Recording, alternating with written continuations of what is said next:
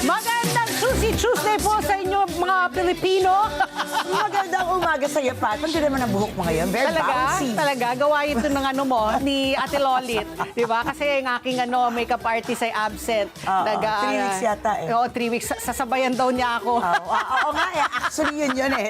Sinabayan Si Dayan. Pero magandang umaga po, mga Pilipino. Kayo ba ay proud pa rin mga maging Pilipino? O gusto niya ano ulit? Sakop na lang Magpasakop na lang tayo sa Japan, sa Estados Unidos o sa Espanya. Sa Espanya, no? Dapat yan ang natin, question of the day. Kung tayo ay sasakupin muli, saan nyo gusto magpasakop? Sa Japan, sa Estados Unidos o sa Espanya? Ikaw, ano sagot mo? Sana Saan mo? Britain na lang. Great Britain? Britain. Hindi naman tayo pinasukan ng mga Ayun na UK. nga eh, kasi ang Doon sa tatlo lang. Choose doon sa tatlo. Choose ka pa. Tatlo na nga yun eh. Will be the 51st day. Sa Amerika ka? Sa Gusto mo? Amerika na lang siguro. Amerika? Although, alam ba, nauuso ngayon yung mga pinapalabas ng White House. Nabaltaan ba yun? Yung Ano? mga aliens naman daw. Aliens. Ako talaga pagdating. Hindi nga. Check mo sa kay Trump tsaka sa White ng mga House. ganyan. Kasi may files na daw. So, may mga lumalabas na sa Amerika na kapag sinakop daw ng aliens ang Amerika, silang una. papalitan ng gobyerno nyo. Papalitan lahat ng ekonomiya nyo. Nagpapasalamat ang mga Amerikano. Napapalitan sila. Papalitan si niya yung Trump. mga leader So gusto nila. mo sa Estados Unidos, di ba trip mo yung mga alien? Gusto mo yung mga alien? Hindi, siguro. Ano? Kung yung lang, dahil sa estado ngayon ng Japan. Siguro Japan, pero ang hirap Japan din ka? pumili eh. Ikaw, Spain. Ako, maybe Japan. Para mas malapit. Oo, para malapit lang, di ba? Parang madaling magbiyahe, 4 hours lang. Arigato. Kasi pag sa Amerika, 13 hours. Sa Spain, ganun din, di ba? So, sana sa Japan na lang para at least maski na papano, masarap pa mapagkain. Di ba? Tapos disiplinado ang mga tao. Disiplinado. Mababait, halos lahat. Tahimik. Hindi tayo pwede Sila. dun. Hindi, pwede nga eh. Kasi tahimik sila. Tayo yung mag-ano sa kanila ng Bibigay konti. buhay. Magbibigay buhay. So anyway, magandang umaga po sa mga nakikinig po sa amin sa Radyo Agila 1062. Kung kayo po ay naiipit sa traffic, relax lang po, kalma, makinig kayo sa amin dahil meron kaming joke of the day. Ayan. Parang ready ka na ba? Ready na ako. Ayan na, ang ganda ng music na. Okay, Ricky girl. Ano ang tawag sa maliit na tsunami? Ano? Eh di, tsunano.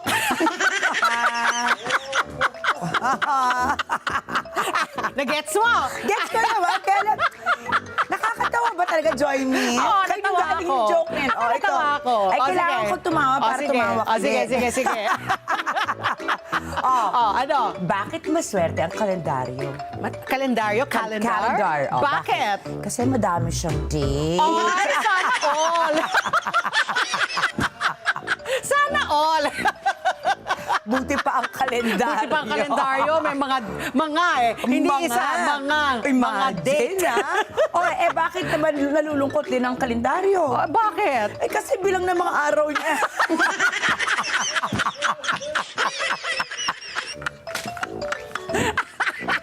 So ano mas gusto ko? Yung bilang ang araw o maraming date? Hindi maraming date. Ikaw, ano gusto mo? Ang babaw natin. Tayo lang natatawa sa jokes natin. Siguro ang question of the day natin, nakakatawa pa si Patty. At saka si Ricky. I just really want to start my day with a good laugh. Ito pa. Meron ka pa? Aba? Kasi di ba yung mga Pinoy, di ba mahilig sila sa mga, Mga Pilipino, mga Pinoy. Mahilig sila yung mga magtatanong ka, mahusay yung tanong mo. Pero yung mga sagot nila pabala. Pabalang. Pabalang? Oo, Okay, pabalang. ito, sample Ito yung mga tanong. Kumain ka na ba? Ano yung usually yung sagot ng mga Pilipino? Busog pa ako. Lalo na si Joy Me. Si Joy Me naman, kumain ka na ba? Gutom na nga ako eh. Hindi naman tinatanong. Tinanong ko lang kung kumain ka na ba? Diba? Ano pa yung mga tanong? Anong oras na? Ano? Sasabihin, maaga pa.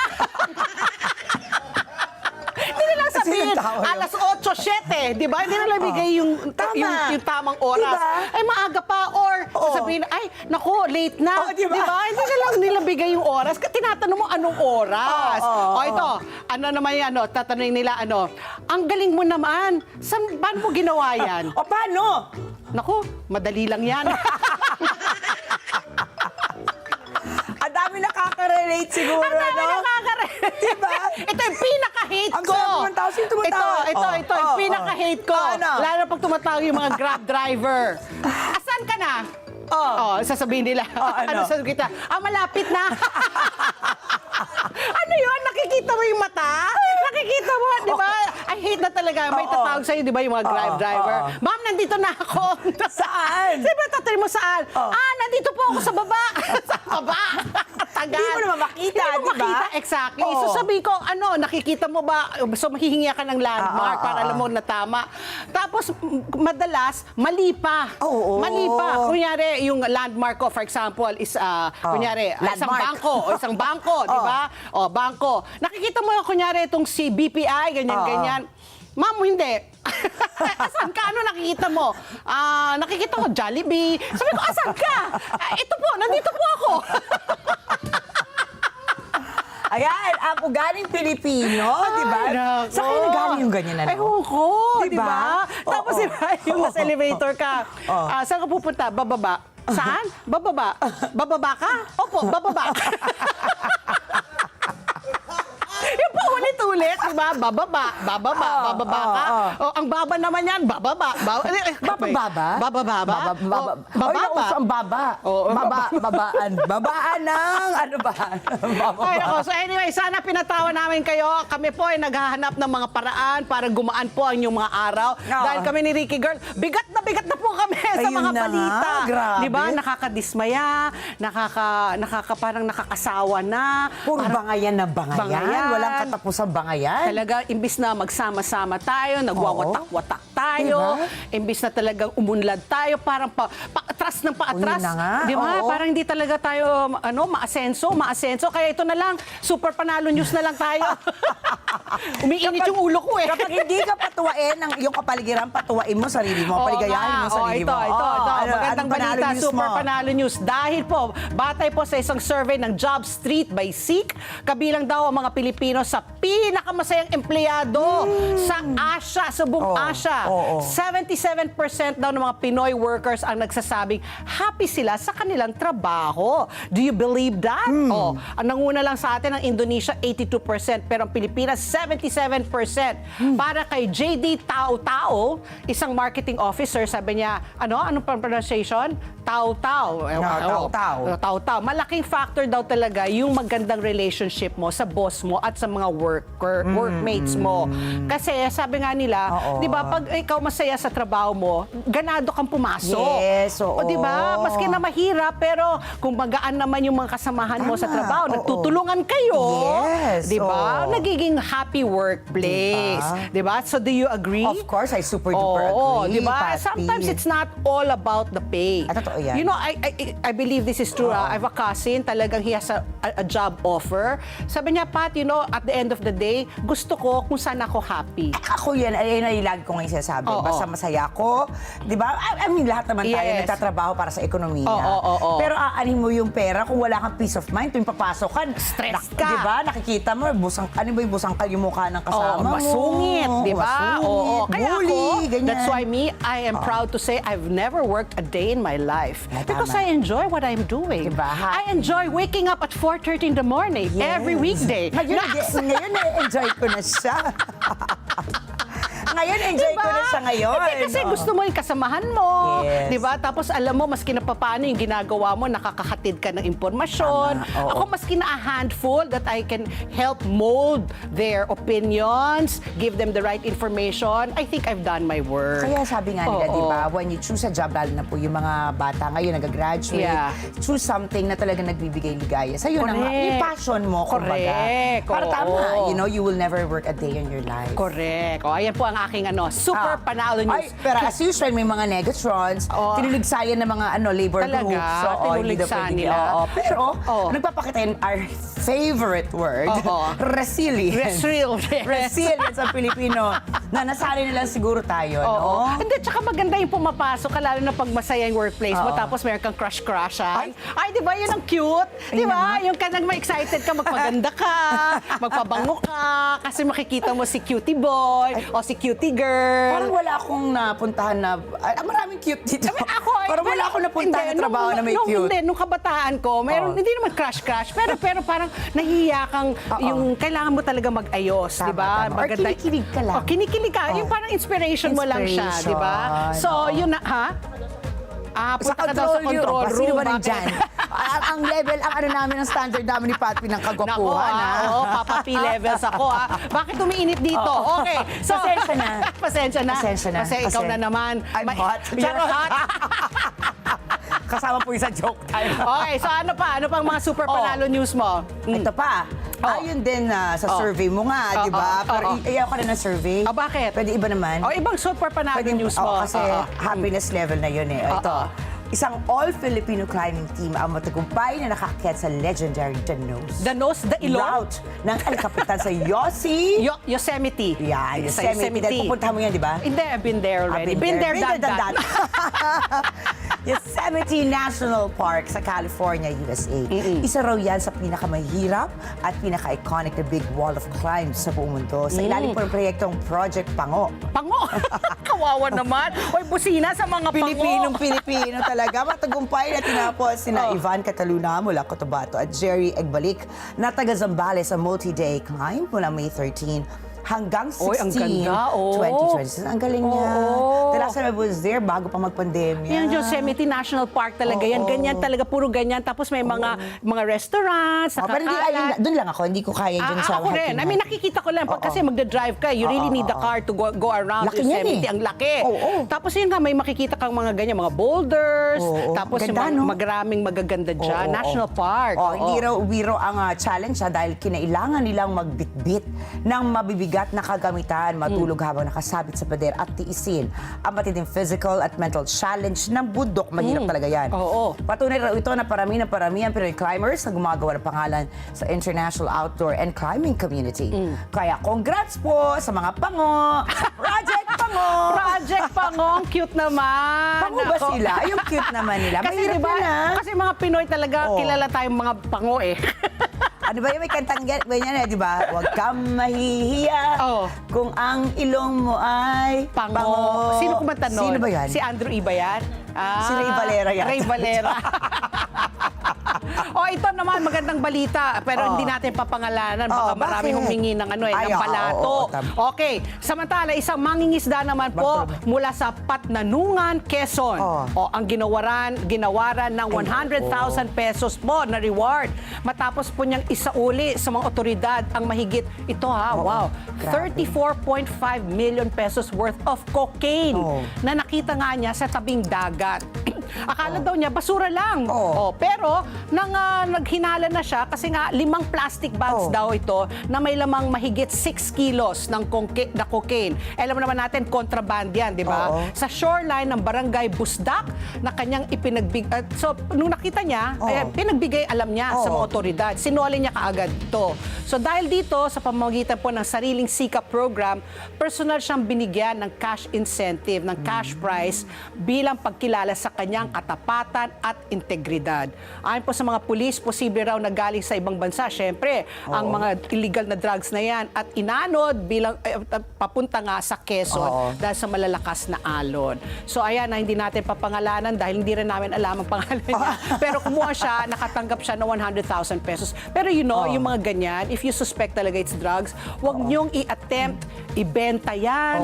Isoli niyo kaagad. Kasi ibenta niyo yan, mamaya kayo pang pagkamala na pusher. Mamaya kulong. Or kayo ang habulin ng mafia. Yun. Kaya diba? nga, Pwede. diba? Yung mga ganyan, ako, basta mga masasamang ganyan, hindi talaga yan, kumbaga, baka akala ninyo, nako, ito na, jackpot na ako, magiging milyonaryo na ako. Only to regret it kasi mamaya pag kayo ay anuhin ng mga otoridad, wala, kulong kayo. Sana naman, isauli talaga nung LGU yan. Sa PIDEA, no? Sa PIDEA. Yeah, correct. Oo, baka correct. naman na may Sila na yung mag-pusher.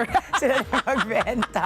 Ay, dapat may follow-up tayo dyan kung ano nangyari. Di ba? Dapat Pero, sunugin na yan kaagad. nasusunog ba yun? Yes, sinusugod nila yung mga drugs na yan, yung mga nasasabat nila. Okay. Ito ng papi. Akala nila, pinya. Pinya. Pero hala, Ano? isa pa lang, hala. Halabira. Halabira. Oy, magkakaroon ng mga ganyan mga no, piyesta, celebrations, piyesta, di ba? oo. Sa usapan po online, ang kakaibang prutas na tinatawag palang hala. I've never heard of a fruit named hala. Ayun na yung hala. Oo. Matapos ito makita sa Camarines Norte dahil sobrang kawig nito ang pinya. Oo nga, mukha ang ng ganda. pinya. Mukha siyang rambutan. Oh, ang ganda niya. Isa pala itong tropical fruit na mula sa puno ng pandanus o mas kilala bilang pandan dagat. Wala sa pandan niya, sarap. Oh. Parang buko pandan. Parang siyang malaking rambutan. Oh, meron pa yung pinipik-pik na ganyan. Ano ba pala yan? siya. Okay, marami ang hala. nababahala. Parang langka. Oo, no? Marami ang nababahala kung safe daw na kainin ng hala. Ligtas naman daw yan, kainin dahil ayon po sa isang nutritionist at dietitian, hitik daw ito ng antioxidants. May fiber din, kaya good for digestion. I wonder how it tastes. Yun na nga Is it eh. sweet, Sana parang bitter, sweet, sour? Hindi pa, ngayon ko lang ha. Now lang, I've never heard mahilig nga. ako sa prutas. Hala. Okay, sa Camarines Norte po, trending din ang content creator na si Aldrin Villa Garcia or Gracia. Villagracia. Matapos siyang gumawa ng produkto mula sa hala, the Hala Fruit Soda. Talagang ano naman siya, at Hala Fruit Juice. Baka matamis kasi fruit. Well, you can have sour. Sa bagay, di ba? Like tamarind, sampalok, ginagawang juice. Alam mo, I tasted the tamarind juice. Ang sarap, very refreshing. Yung naglalaban yung sweet at saka Sampalok, sour. tamarind, tamarind, diba? oo. Sarap ha. So ito ha, very interesting. Let's try to find out how that Camarines tastes Norte. like. Sino ba yung mga kaibigan natin sa Camarines? Hala. Di ba? Parang siyang langka na pinubulot-bulot mo isa-isa.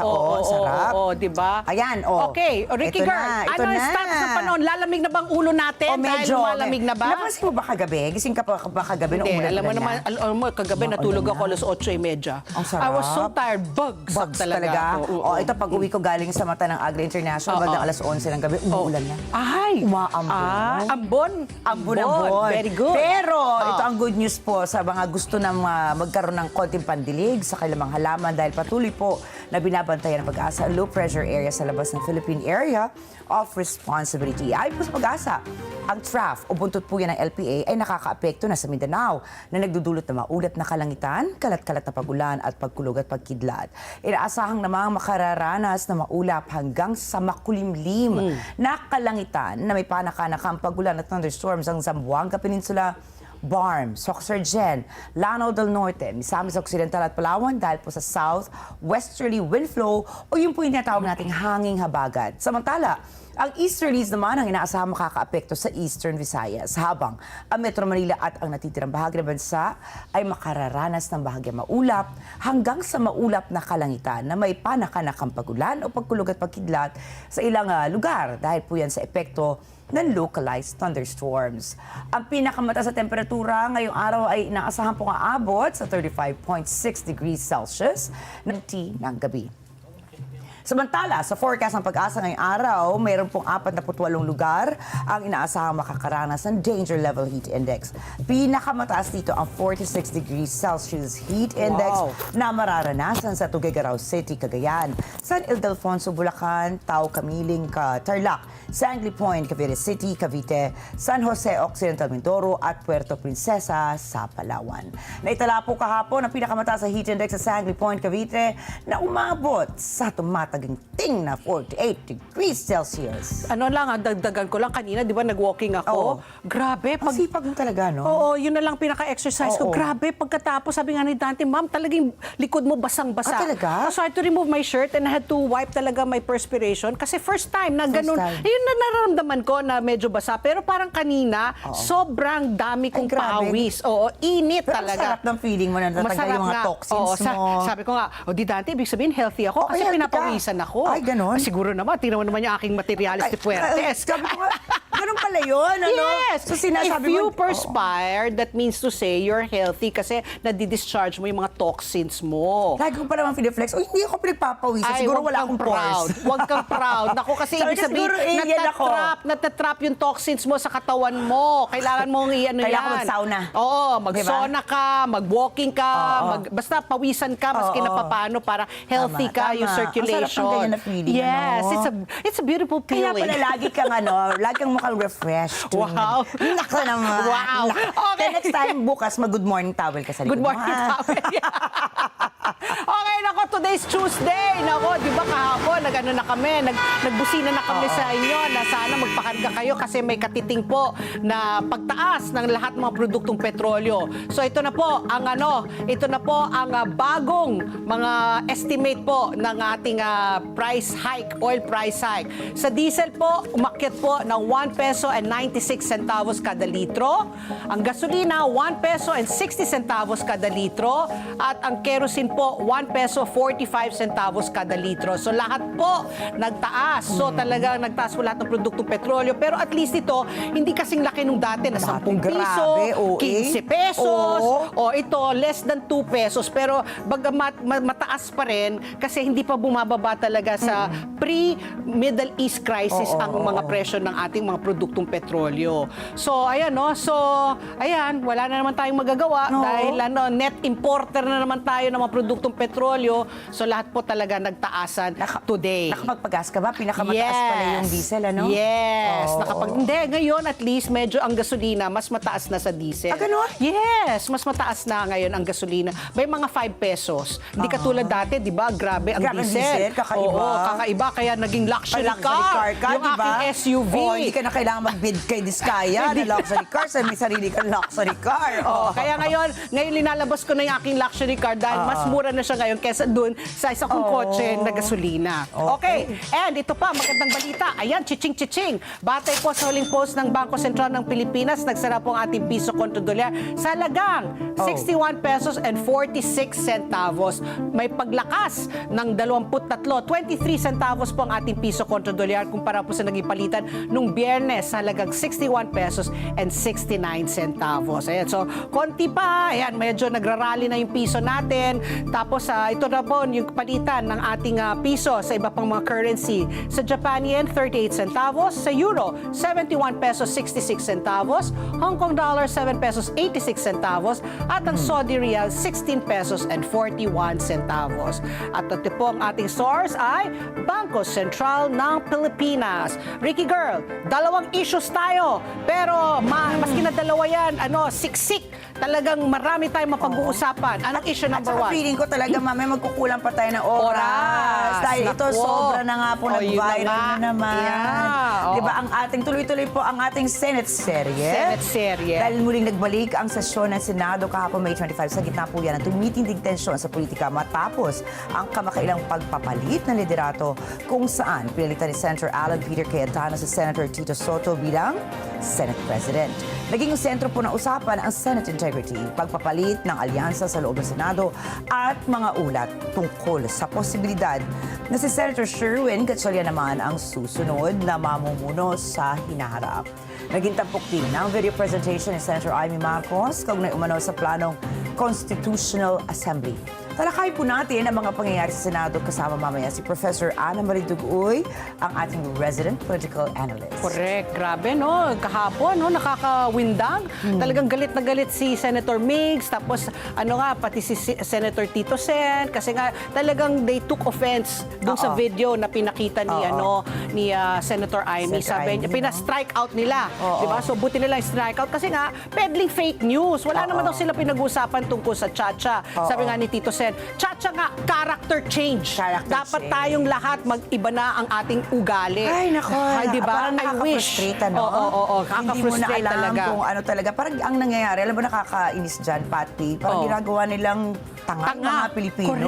Correct. Diba? Oo. So, parang gano'n na lang ba kababaw ang tingin nila sa atin na hindi natin maano yan. Kumbaga hindi na natin madidecipher, madidiscern, di ba? Kung ano yung tama, totoo. yung totoo. Oo. Kaya tayo talaga maging mapanuri po tayo sa mga binabasa natin, Tama. mga pinapanood natin. Huwag po tayo magpapadalabot. Hindi po yan sa pataasan ng boses. Hindi po yan sa paggalingan ng production design, sa paggagawa ng mga ganyang mga reels or mga video. But you know, you have to be very wary of the content talaga. At saka dapat talaga, laki kayong tumutok dito sa atin Yes. dahil para alam niyo po kung ano Matapang. talaga. Ano nga? Matapang, matapat. Ay, Ayan. walang kinatatakutan kundi Oh. the Lord above.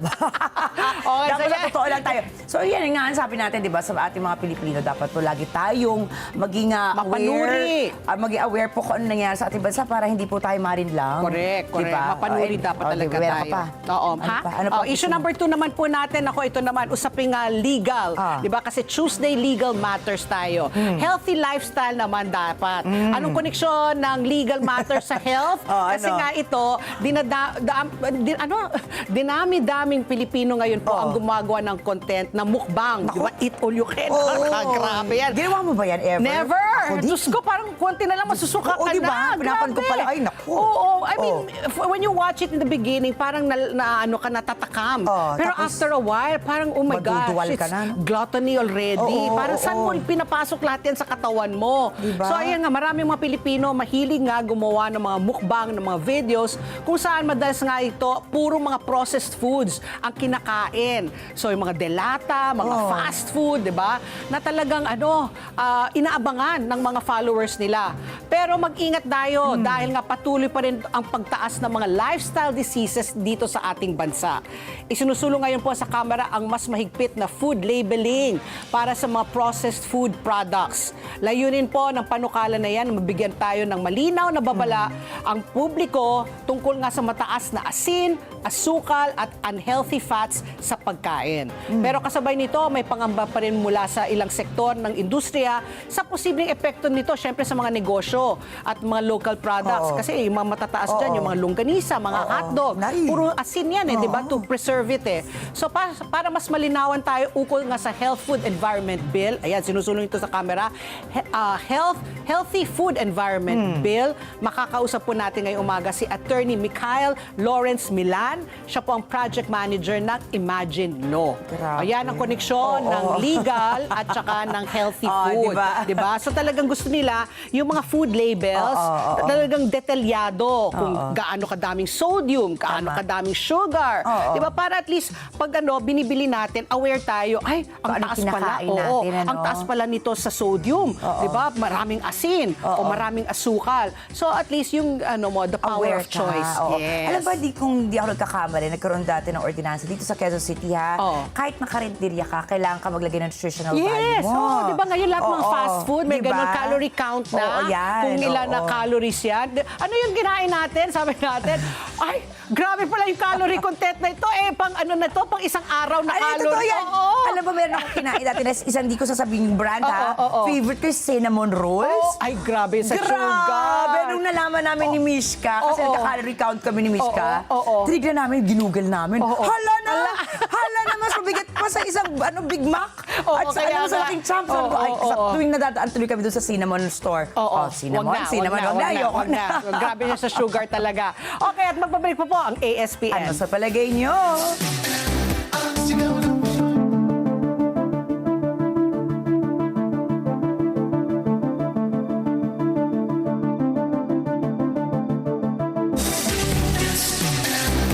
Sigaw ng Pinoy Nation. Oras! Alas 8:32 na po ng umaga. Alam niyo ba na sa dami po ng oras natin sa gadgets and computers, mas napapagod ang ating mga mata. Buti na lang may iBerry na tumutulong mag-protect laban sa eye strain and oxidative stress. Kaya kung gusto mong maalagaan ang iyong paningin, mag-iBerry na araw-araw. At ang oras muli, alas 8:32 na po ng umaga. Narito na po ang ating sunundang pangunahing news ngayong Tuesday, May 20. 26 na po. Grabe. Ang bilis. Tuesday, Wednesday, Thursday, Friday. 3 tulog na lang. Tapos June Sweldo na. na. Sweldo na sa Friday. Finally! Friday. Meron kang payday. ano. Nakalimutan natin ibanta yun kanina. How could we have missed that? And Di ba? tomorrow is a holiday. Ay, oo. Kaya holiday. sa wakas, makakauwi ng aking mga kasambahay at staff Oo. mula sa Mindanao. Mindanao. Samira, umuwi ka na please.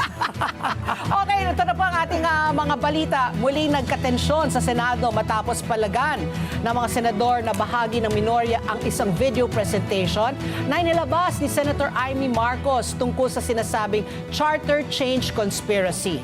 Tinawag nila itong propaganda at disinformation. Sa naturang video na bahagi po ng kanyang privilege speech, inakusahan ng senadora ang mga opisyal ng administrasyon at mga kaalyadong miyembro ng Kongreso ng sabwatan para amendahan ang 1987 Constitution sa pamamagitan ng Constitutional Assembly, CONAS. Narito po ang panimulang bahagi ng privilege speech ni Senator Amy Marcos.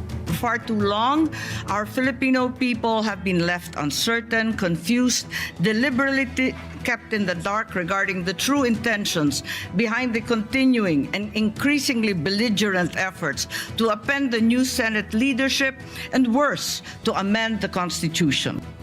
Tinig po yan ni Senator Amy Marcos.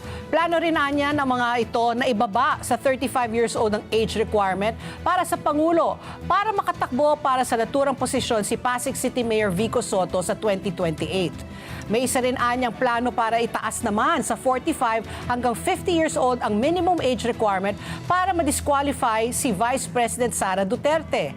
Mabilis ang naging reaksyon dito. Nagmosyon po si Senator Mig Zubiri para alisin sa tala ang tinawag niyang horrible propaganda video.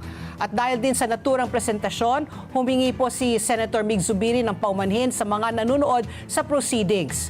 Agad itong sinunggundahan ni Senate Minority Leader Vicente Soto III na tsuhin ni Mayor Vico Soto. Narito po ang sinabi po ni Senator Mig Zubiri at Senator Tito Soto. Kaya nga sinasabi, we're a circus. I apologize to those who are watching. They think we're a circus. We are a circus because this type of language that we are pushing in this August chamber, it's unparliamentary, Madam President. It is unparliamentary. And I'll tell you now, these people here, ladies and gentlemen, in this body are not in favor of any amendments to the Constitution.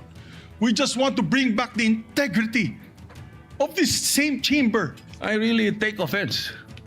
I take exception to what was presented. But I don't care about what the other mention or the other things that were mentioned. But as far as the issue of my involvement in Chacha is concerned, I vehemently deny. Definitely, I have nothing to do with that. And I second the motion of Senator Zubiri that the editorial video should be stricken off the record because it appears na parang mayroon tayong sinister na plano na kasama kami. Yan po mga tinig ni Senator Mig Zubiri at Senator Tito Soto. Talagang nakikita mo, no? Galit na galit Oo. sila. Sinister. Nakakaisama Sabi talaga nga. kapag pagdudahan ka, Oo, pagbintangan ka na hindi mo pag ginagawa, binantaban, di ba? oo. Tapos yun na nga, parang nangyari tuloy, peking-peke yung dati. Kaya buti na lang, strike off. Kaya sinabi talaga, strike it off. So kalaunay, binawi nga ni Senator Amy Marcos ang video presentation. Binatikos naman ni Senator Rizon Tivero si Senator Amy sa paggamit nito ng privilege speech para magkalataan niya ng fake news. Sa hiwalay na manifestation, sinabi naman po ni Senator Erwin Tulfo na hindi dapat konsintihin ng Senado ang mga hindi naaangkop na aksyon. Binigyan din naman po ni Senator Francis Pangilinan na walang puwang sa Senado ang disinformation at pagpapakalat ng intriga. Samantala, naglunsad ng ilang business leader, mga civil society group, mga miyembro ng akadim at mga dating opisyal ng pamahalaan ng signature campaign para mailuklok si Senator Sherwin Gatchalian bilang bagong Senate President. Pinuri nila ang serbisyo ni Senator Win Gatchalian mula noong 2016 bilang pinuno po ng Committee on Finance, Basic Education at Energy na pare-parehong nangangailangan ng husay sa teknikal at sa pagkuha ng konsensus. Tinukoy rin nila ang ginawa ni Senator Win Gatchalian para buksan sa publiko ang proseso ng pagbubuo ng budget. Pinuri rin nila ang integridad at ang pagiging balansyado ni Senator Win Gatchalian. Nauna na pong sinabi ni Senator Ping Lacson na si Senator Win Gatchalian ang napipiling kandidato para sa posisyon ng Senate President ng minorya at ilang miyembro ng mayorya. Naku, sino kaya sila? Pero inamin rin po ni Senator Risa Ontiveros na kailangan pa ng minorya na binubuo ngayon ng 11 senador ng 2 pang boto para makuha po ang liderato ng Senado mula kay Senate President Alan Peter Cayetano. Nauna na rin naghayag si Senator Win Gatchalian ng kahandaan para sa posisyon. Samantala, muling iginit po ng abogado na si Levito Baligod na hindi natitinag ang tinaguriang Brave 18, ang mga 18 dating Marines na nasa sentro ng floodgate scandal. Handaan niya ang mga ito na humarap sa Senado at ulitin ang kanilang mga aligasyon ng malakihang kickback sa mga flood control projects sa kabila ng reklamo laban sa kanila at mga kwestiyon tungkol sa kanilang kredibilidad. Binigyan din ni Attorney Baligod na dumaan na ang grupo sa pagtatanong ng mga retiradong general at iba pang mga senior officer ng Armed Forces of the Philippines, Philippine National Police at ang Philippine Coast Guard na kontento naman daw anya ang mga ito sa paliwanag ng mga dating marino. So, ayun. Ayan, ganyan po kagulo ang ating bansa. Oo, circus na nga daw tayo. Circus talaga. Ganyan kagulo na po talaga. At ang nakakatawa dyan, karamihan po ng mga payaso ay nasa Senado? Senado, nasa Kongreso? Kamara, di ba? Oo. Kumbaga, mga mambabatas natin. Yan ang nakakatawa kasi sila ang mga payaso. Ano sa palagay mo kung si Senator Sherwin naman ang talaga napipisil nilang susunod na Senate President? Ako, I agree, no? Kasi talagang siya nag-open up ng transparency pagdating sa budget, Sa di ba? Finance Committee, Finance ano? Committee. Tapos wala kang naririnig ng mga chismis. Love life lang. Break na sila. Break na sinabi naman niya. Sinabi Wala na niya. siyang kadate, hindi siya kalendaryo. So wala siya masyadong bahid ng yung mga controversial, ng mga kontrobersiya, di ba? Hindi katulad, ayoko na pero, di ba? Sabi nila wala naman daw choice na rin eh. Parang sila lang yung natitira daw. Di ba? Okay. Pero ito lang ang maliwanag dyan. For me, personally, kapag mali ang video, edi itama. Sagutin, di ba? Pag merong facts doon na hindi ka ma-verify, sagutin mo. Kasi ito personal ko lang opinion. Kapag siguro biglaan mong pinatanggal or pinatago, parang yung iba magdududa. Bakit? Oo. Diba? So sagutin na lang kung may mali. Anyway, ito po, samantala sa iba pang balita, nanawagan po ang mga pinakamalaking business group sa bansa para sa pagbabago sa liderato ng Senado na nakaangkla sa prinsipyo. Pinanawagan nila ito sa harap ng itinuturing nila ang pagkawala ng kumpiyansa kasunod ng mga drama at gulo sa Senado. Kabilang po sa mga nanawagan ng kaayusan sa liderato ng Senado ang Management Association of the Philippines at Makati Business Club. Nanawagan po ang MAP sa mga senador na gawin ang lahat para maibalik ang kredibilidad ng Senado at mapalakas ang tiwala ng publiko sa process ng impeachment. Makatutulong nila ang pagkakaroon ng liderato sa Senado na angat sa mga interes ng iba't ibang partido para maproteksyonan ang karapatan ng akusado, integridad ng mga House prosecutors at pagiging lehitimong institusyon ng Senado. Binigyan diin naman ng MBC ang papel ng Senate President sa pagbabalik ng kredibilidad sa Senado bilang institusyon. Nababawasan nila ang kumpiyansa ng publiko sa institusyon ng Senado kapag nakikita nitong may kinikilingan ng Senate President. Nanawagan din ng MBC sa Senado na manatiling non-partisan sa nalalapit na impeachment trial ni Vice Presidente Sara Duterte.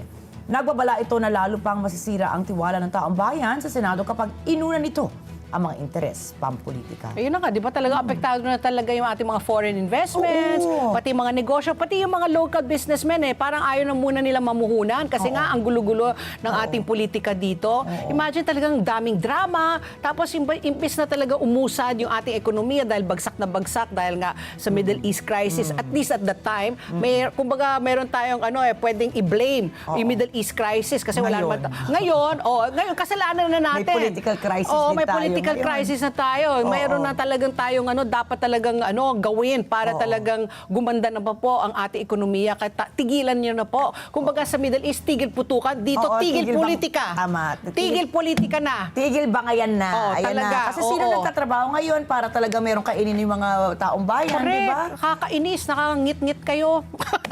Okay. Sa ibang balita, nilinaw na po ng Korte Suprema ang desisyon nitong ibasura. Ang hiling po ni Senator Bato de la Rosa na pigilan ang pag-aresto sa kanya sa bisa po ng arrest warrant mula sa International Criminal Court. Ayon po sa Korte Suprema, nabigo po si Senator Bato na maabot ang mga pamantayang legal na kinakailangan para sa urgent injunctive relief o yung agarang kautosang pipigil sa pag-aresto sa kanya. Sa resolusyong may petsang May 20 na inilabas lang kahapon, May 25, ibinasura na po ng Korte Suprema ang hiling ni Senator Bato para sa temporary restraining order at status quo ante order at binigyan diin na ibinibigay lamang ang mga ganitong remedyo sa mga kasong itunuturing may extreme urgency na may elemento ng malinaw at napipintong kapinsalaan. Sinabi rin po ng Korte Suprema na bigo si Senator Bato na may malinaw at hindi mapagkakamaliang karapatan na nangangailangan ng agarang proteksyon. Hindi riyaan nila na ipakita ni Senator Bato na may umiiral na pinsalang hindi na maaayos na isaan nila sa pangunahing rekisitos para sa paglalabas ng TRO. Tinukoy rin po ng Korte Suprema na noong panahong isinulong ang petisyon, nasa ilalim ng protective custody ng Senado si Senator Bato de la Rosa. Nangangulugan, anya, na walang aktibong hakbang para siya ay arestuhin na maaring magsilbing dahilan para sa emergency intervention. Tinukoy rin po ng Korte Suprema ang pahayag ni Pangulo Ferdinand Marcos Jr. na walang inilabas na utos para arestuhin si Senator Bato. Ipinunto pa ng Korte na nakabase ang petisyon ni De La Rosa sa mga hindi beripikadong ulat at alegasyon. Samantala, hiniling po ng National Bureau of Investigation sa Philippine National Police na kanselahin na po ang mga firearms license na nakarehistro po sa pangalan ni Senator Bato de la Rosa. Ayon po kay NBI Director Melvin Matibag, itunuturing na armed and dangerous si Senator Bato. Tinukoy po ni Director Matibag na may mahigit 100 baril, kadamo kabilang na po ang mga automatic rifle na nakarehistro mano sa pangalan po ng senador. Pero ayon naman po kay PNP spokesperson Allen Reyco, wala pa daw silang natatanggap na formal na hiling mula sa NBI para sa pagbawi ng firearms license ni Senator Bato. Kinunpirma naman po ng Department of Justice na humiling ang pamahalaan ng Interpol Red Notice laban po kay Senator Bato de la Rosa. At ayon po kay DOJ spokesperson Polo Martinez, isa ito sa mga legal na hakbang na maaring gamitin ng mga otoridad sa paghahabol nito sa senador. So, in other words, kung mahanap si Senator Bato, diretso na ba siya sa The Hague? Ayun ang sinasabi, di ba? Oo. Parang diretso na daw. Kaya Siyempre, nga kung ikaw ba si Bato, magpapakita ka pa Kaya kung nga ganyan. So ito nga yung ruling ng Supreme Court. What does that mean? So parang in effect, pwede na yung arrest Arestuhin, warrant sa kanya, diba? arestuhin. Oo, naku. Mamaya sana masagot sa atin yan ni Professor Ann. Siyempre tayo, BS law tayo, bobo sa law. Ayaw lang natin ayaw lang natin dunung-dunungan. Oo, ayoko talaga lalo pag diba? ganyan legal. Mamaya ma-attorney Jimmy Bondoc ako, ayoko. Kasi diba, sabi nga nila, diba, ang mga Pilipino din, usapan natin ang mga Pilipino, tuwing may bagong mga issue, ayan, naglalabas ng mga bagong abogado, bagong ekonomista, bagong mga doktor. Correct. Yung wala naman talagang alam, pero alam mo yun, gusto lang, mema. Mema Sabi. Ayokong Mahirap yan. maakusan ako na, yan, si Patby nagdurung-durungan. Kaya sinasabi ko na BS law ako talaga, bobo sa law. Kaya hingi tayo mamaya ng kasagutan kay Professor Ana. Ayan. Kaya makinig po kayo mamaya ha, dahil talaga interesting yung ating usapan po kay Prof. Ana. Samantala po, itinalaga na ni Pangulong Ferdinand Marcos Jr. si dating Senator Francis Tolentino bilang Acting Secretary ng Department of Labor and Employment. Papalitan niya si Bienvenido Laguesma na nagbitiw po sa pwesto dahil sa issue ng kalusugan. Si Tolentino ay isang abogado at dating Senate Majority Leader na nagsilbi bilang senador mula 2019 hanggang 2025. Tumakbo siya sa ilalim ng bandila ng Administrasyong Marcos noong 2025 midterm elections pero natalo kay Camille Villar at Rodante Marcoleta na bahagi naman ng lineup ni Vice Presidente Sara Duterte. Nagsilbi rin siyang chairperson ng Metropolitan Manila Development Authority o MMDA bago siya naging senador.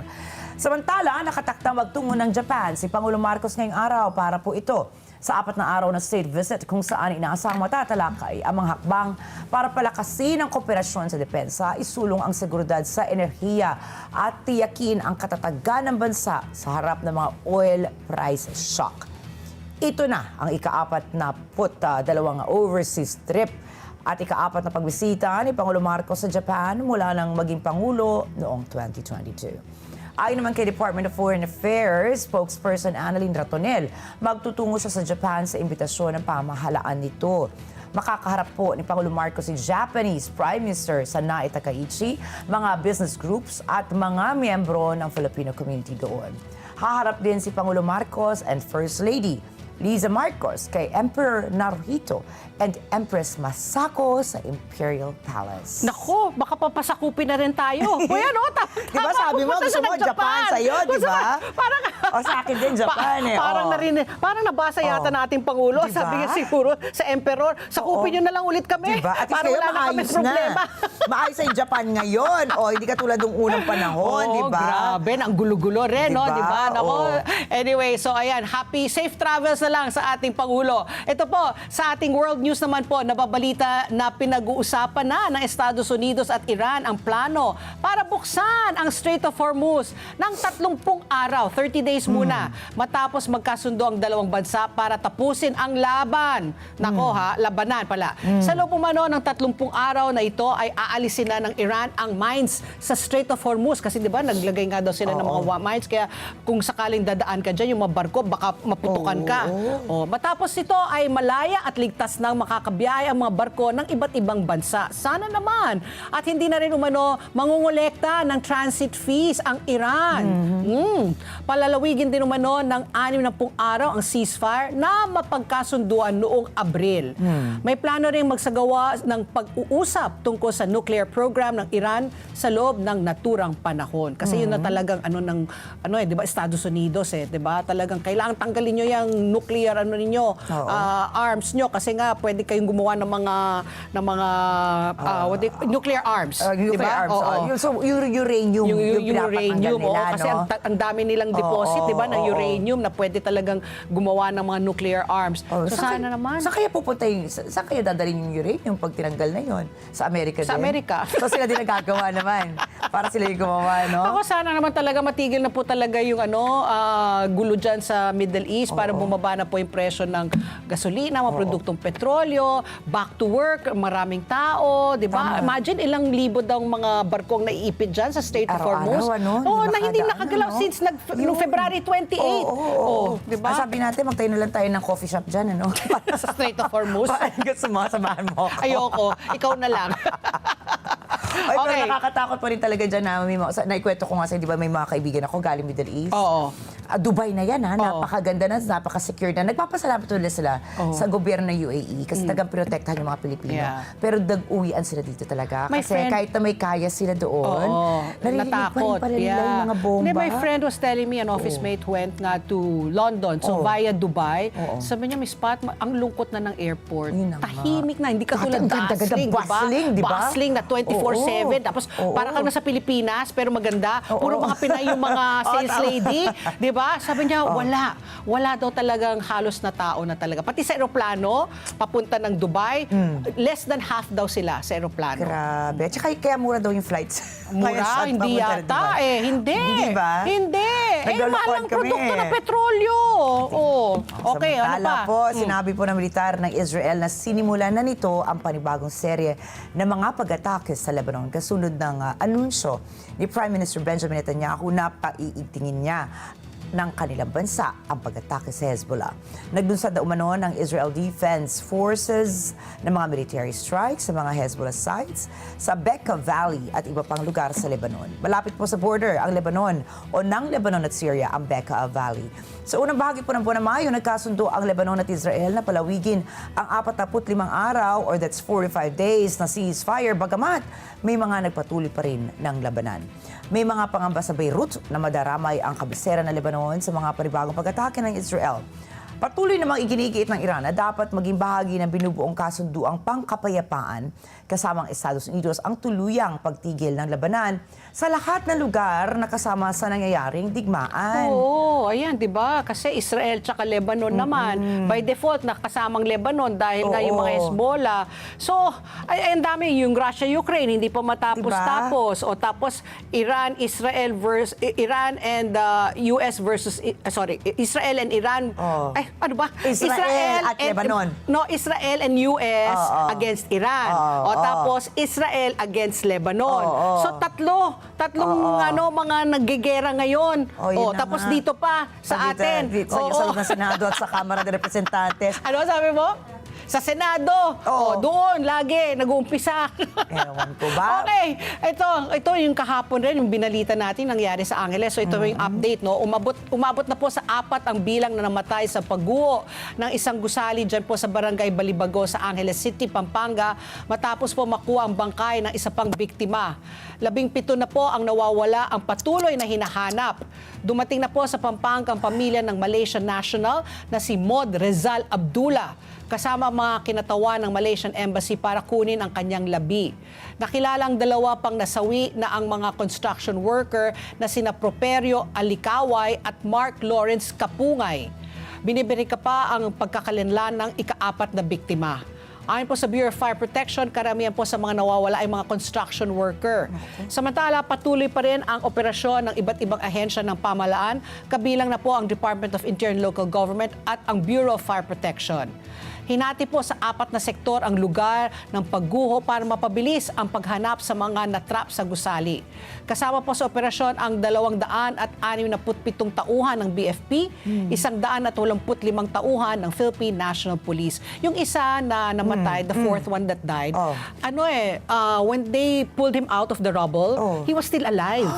Namatay pagdating siya sa ospital. Kaya yun ang pinaka-4. Tapos, I saw a news yesterday, I was watching the news, in-interview yung mayor. Kinukwento ng mayor, kaya rin hindi nila alam pa yung 17 ang missing.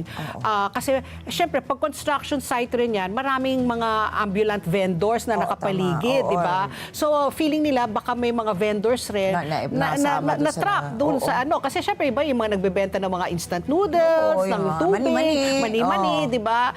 So, kaya ang hirap pa ng number, di ba, na 17 missing, pero they don't know nga kung ilan pa. At saka kung sino mga nandoon. Correct. Naku. Ay, nako. Tapos sinababagalan nga daw yung mga ibang pamilya na parang tagal-tagal bago daw Kasi hindi mo rin basta-basta yan na bilang po sa Red Cross tayo, di ba? Hindi ka basta-basta pwede maghila ng mga katawan. Diyan, dahil, alimbawa, if you lift up like the mga bato-bato, baka pwede mas lalong bubuho siya. Siyempre gusto mong search and rescue, retrieve na buhay. So baka mamaya kapag binadali din nila, mas diba, mas lumala pa yung ano. Pero yun nga nangyari doon sa isa. Diba? Buhay siya, pero pagdating sa ospital, namatay. Kaya sana magaling din yung mga nag-rescue. Ano? Dapat alam din nila yung pwesto ng mga buto-buto na hindi mo pwede ba sa galawin. Pero yung mga sana, panalangin po na pa rin natin para po pero sa pa rin, mga buhay sa ilalim. Ayan po. Samantala po, nagpakitang gilas muli ang runner mula sa Leyte na si Crisia May Taharos, sa 66 palarong pambansa na ginaganap sa Datul Lipus, Makapandong, GovDO Plaza Sports Complex sa Agusan del Sur. Nakuha niya ang kanyang pangalawang gintong medalya sa Girls Secondary 3,000-meter run kahapon, May 25. Nagtala po si Taharos ng oras na 10 minutes and 4 seconds and 760 milliseconds. Wow. Isang segundo lang ang diferensya sa meet record. Di ba? Muntik ka na. Muntik-muntik ka na. Mas mabilis ito kaysa sa kanyang record na 10 minutes, 18 seconds and 600 milliseconds noong nagdaang taon sa Lawag naman. Una pong sumabak si Taharos sa palarong pambansa noong 2024 sa Cebu, kung saan naging silver medalist siya kahit na tumakbo siyang nakapaa. Siya yung nag-viral noon. Kasi hindi sila sanay sa sa sapatos. Diba? Kawawa naman, no? Mula po noon, sumailalim na siya sa full-time training at kaagad na nakakuha ng back-to-back gold medals. Samantala po, nagtala naman ng bagong palaro records si javelin throw, ang Negros Island region, habang nagwagi naman sa elementary boys long jump ang Ilocos region. Pinakamalaki po ang kasalukuyang delegasyon sa 66 palarong pambansa. na nasa mahigit 13,000 Wow. atleta. Ang dami niya, 3,000 all over the 13,000. Philippines. Yes. Oh, naglalaban-laban po sila sa 35 sports sa 36 na venue. Naku, congratulations po sa Alam ating mo talaga atleta yung mga Pinoy. kabataan, yung mga athletes, they really look forward to that palarong Diba? palaro. Oo, kasi Pambansa, nga, no? Oo, Oo. pambansa. Aside from makakabiyahe ka, marami dyan, first timers magbabiyahe. Tapos imagine, magko-compete ka for your school, Oo. 'di ba? For your province. Tapos if ever, pwede ka maging national athlete. Diba? Stepping stone yan usually At saka palarong dami sila pambansa. nakakasalamot, nakikilala. Yes, na iba kaya rin mga nga. atleta, di ba? Yes, sa iba't oo. ibang Magandang bansa. yan, talagang magandang programa yan ng DepEd na isulong talaga ang sports sa curriculum. Oo, Tama. dapat. Kailangan Oo. talaga. Kasi iwas ka dyan sa mga masasamang bisyo. totoo yan, Pati. Oo, talaga iwas ka. Kasi training. Gigising ka ng madaling araw para mag-training. Tapos papasok ka sa eskwela. Oo. Pagkatapos ng eskwela, balik ka na naman sa training. Oo, tsaka O di maganda wala yung- kang oras para maggawa ng Kalokohan. kalokohan. Tsaka yung values nila, di ba? Yes, alam mo, sportsmanship. Gusto ko yung malimbawa yung mga kaibigan ko, yung parang mga nag-guest natin dito, yung mag-asawa, Oo, no? Na oo. talagang, yun, high rocks sa Oo. athletes sila, Oo. di ba? Kasi pag nakasama yung mga athletes, syempre may iba-iba tayong grupo. Oo. Pero sila talaga yung sportsmanship nga nila. Yeah, sportsmanship. They will push you to be better Yeah. in all ways. Siguro dapat mag-sports yung mga ating mga senador. Para magkaroon din sila ng sportsmanship, di ba? At yung mga congressista sportsmanship. natin. Kailangan talaga. Oo. Okay, para sa ating showbiz pasilip naman, anak po ni Dennis Trillo, na-aksidente daw habang nakatulog, habang nagmamaneho. Naku, pagod ang bata. Oo, ito Sa isang buradong Facebook post, ibinahagi po ni Dennis Trillo na pasado alas 5 ng madaling araw nang makatulog daw si Calix habang nagdadrive na mag-isa. At dahil dito, bumangga umanong sasakyan niya sa island at tumaob pa ang kotse na nauwi pa daw sa total wreck. Naku, buti bunggo lang yan, hindi siya namatay. Ayon po Grabe. kay Dennis, walang ibang sasakyan o tao ang nadamay sa aksidente. Buti na lang. Nagtamo lamang si Calix ng mga pasa sa ulo at braso, pati pamamaga sa kaliwang kamay. Nagpasalamat naman po ang aktor dahil hindi naging mas malala ang nangyari sa kanyang anak. Nagbigay rin po ng paalala si Dennis sa mga motorista na huwag ipilit talaga ang pagmamaneho kapag inaantok at mas mabuting huminto muna para makapagpahinga o makaidlip. Kamakailan lamang ay kinilalang Rookie of the Year si Calix Oh, wow. sa UAAP Season 88 Men's Fencing Tournament. Wow. O, tingnan mo, ano siya ha, athlete rin, Oo, fencing. oo. Alam mo, speaking of yung nakakatulog, di ba yun nga, kwento ko sa'yo, yung kawawang nagpipila para bumili ng 20 pesos kada kilo ng bigas, nasagasaan nga siya dahil nakatulog rin yung nagmamaneho. nagdadrive, ano? Kasi galing Isabela na Ayun na 10 nga. oras ang pagmamaneho. At naku, Patpi, kanina rin, madaling araw, malapit lang dito sa Quezon City rin. Malapit sa atin, sa may GMA 7 Oo. na bandang area. Oo. Tatlo naman, nagrambulan na sasakyan. Madaling araw din. Oo. Talagang halos wasak na yung mga sasakyan. Oo. So, siguro it's Speeding. Hindi, madaling araw, Patpi. Kaya nga, that's why, speeding. Kasi walang kotse sa EDSA, no? Oo. Di ba, I'm sure matulin nagpapamaneho yun. Ayan na, it's either inaantok Oo. or galing ng event na nakainom siguro. Oo. Kaya ayan po, paalala lang, dapat po maging responsable po tayo Talaga. kapag tayo ay may hawak ng manibela. Correct. Tandaan po natin, hindi lang buhay natin, kundi buhay po ng ibang tao yan. Correct. Correct, Kek. Oras. Alas 9 in punto na po ng umaga. Nini Beauty Essentials. Ito, magpaganda na lang tayo. Sige. For beauty, cosmetics, Nini. and personal care. Nini Indulgence Series. Refresh, Soothe, Protect. Meron silang Nini Magic Lip Glow, sunblock for kids and adults, sunscreen with SPF 50, may King's Herbal Growing Glory Shampoo, may Dio Cream at King's Herbal Intimate Wash for men and women. Naturally beautiful, naturally clean, the power of nature for your skin's dream. So be young, be Nini, your best partner in beauty, health, and wellness. Nini Beauty Essentials. Magpaganda na lang tayo. Mas maganda pa. At oras, alas 9:01 na po ng umaga sa aming pagbabalik. Makakausap po natin si Professor Ana Malindog Uy, ang ating, suking political analyst. Pag-usapan natin itong mga gulo na nangyayari sa Senado sa pagbabalik po ng ASPN. Ano sa palagay nyo? Ang sigaw ng Pinoy Nation. ASPN. Oras! Alas 4 na po ng umaga. A season of sharing and connection. Ka-Flash, this month, let's celebrate the simple joy of sending packages wherever you may be. Ako'y natutuwa. Ako, syempre, Professor, tayong tatlo lang nagkwekwentuhan po dito. Pero, Secret lang to. Oo, secret lang po Oo, to. secret lang, secret lang. Pero Prof, ano pong masasabi po ninyo yung mga pangyayari dyan po sa Senado, yung Senate serye? Yan, umpisa nung May 11, di ba? Kagulat-gulat, biglang napalitan po si Senate President Tito Soto.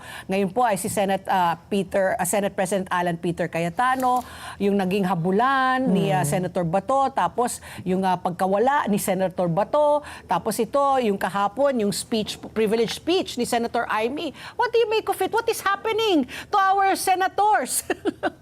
Oo nga, para tayong nasa isang telenovela na kung saan sinusubaybayan ng ng ating mga kababayan, at even I, no, I'm Correct. actually following and monitoring. Pero parang telenovela na dramatic masyado ang mga nangyayari sa Senado. But actually this is not good kasi yung mga this is the upper house of our legislative branch.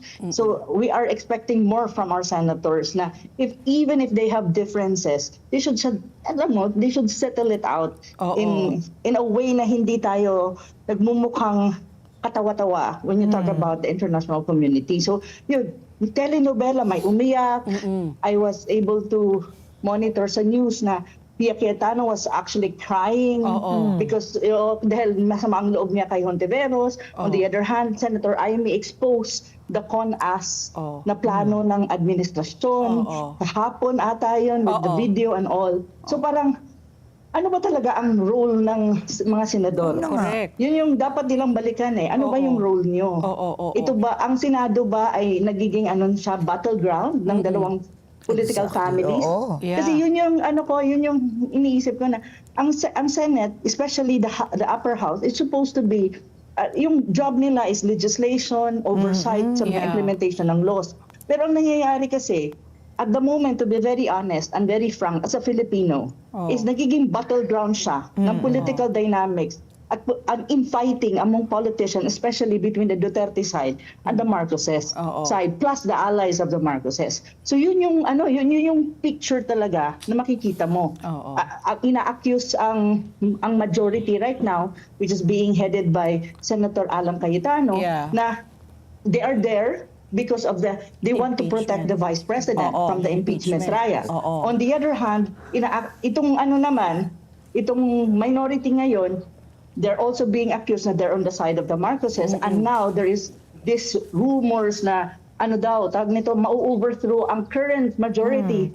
May bago na namang majority na mangyari, and Win Gatchalian's name is floating to be the next Senate President. So sabi ko, ang gulo. Correct. Parang every now and then, may bago kang leadership sa Senado, magpapalit ulit ng mga committees. So yung trabaho nila actually, hindi nila nagagawa. Kasi ang daming issues ng bayan. Like for example, yung flood control, that's still a pending issue. Yes. Ang corruption, dapat oversight function nila to investigate, and that issue is not only one issue. There's a lot of issues na dapat isolve, like energy crisis, may rotating brownout sa Pilipinas. So anong solusyon doon? Mag-aaway-away ba lang sila palagi dahil sa impeachment trial?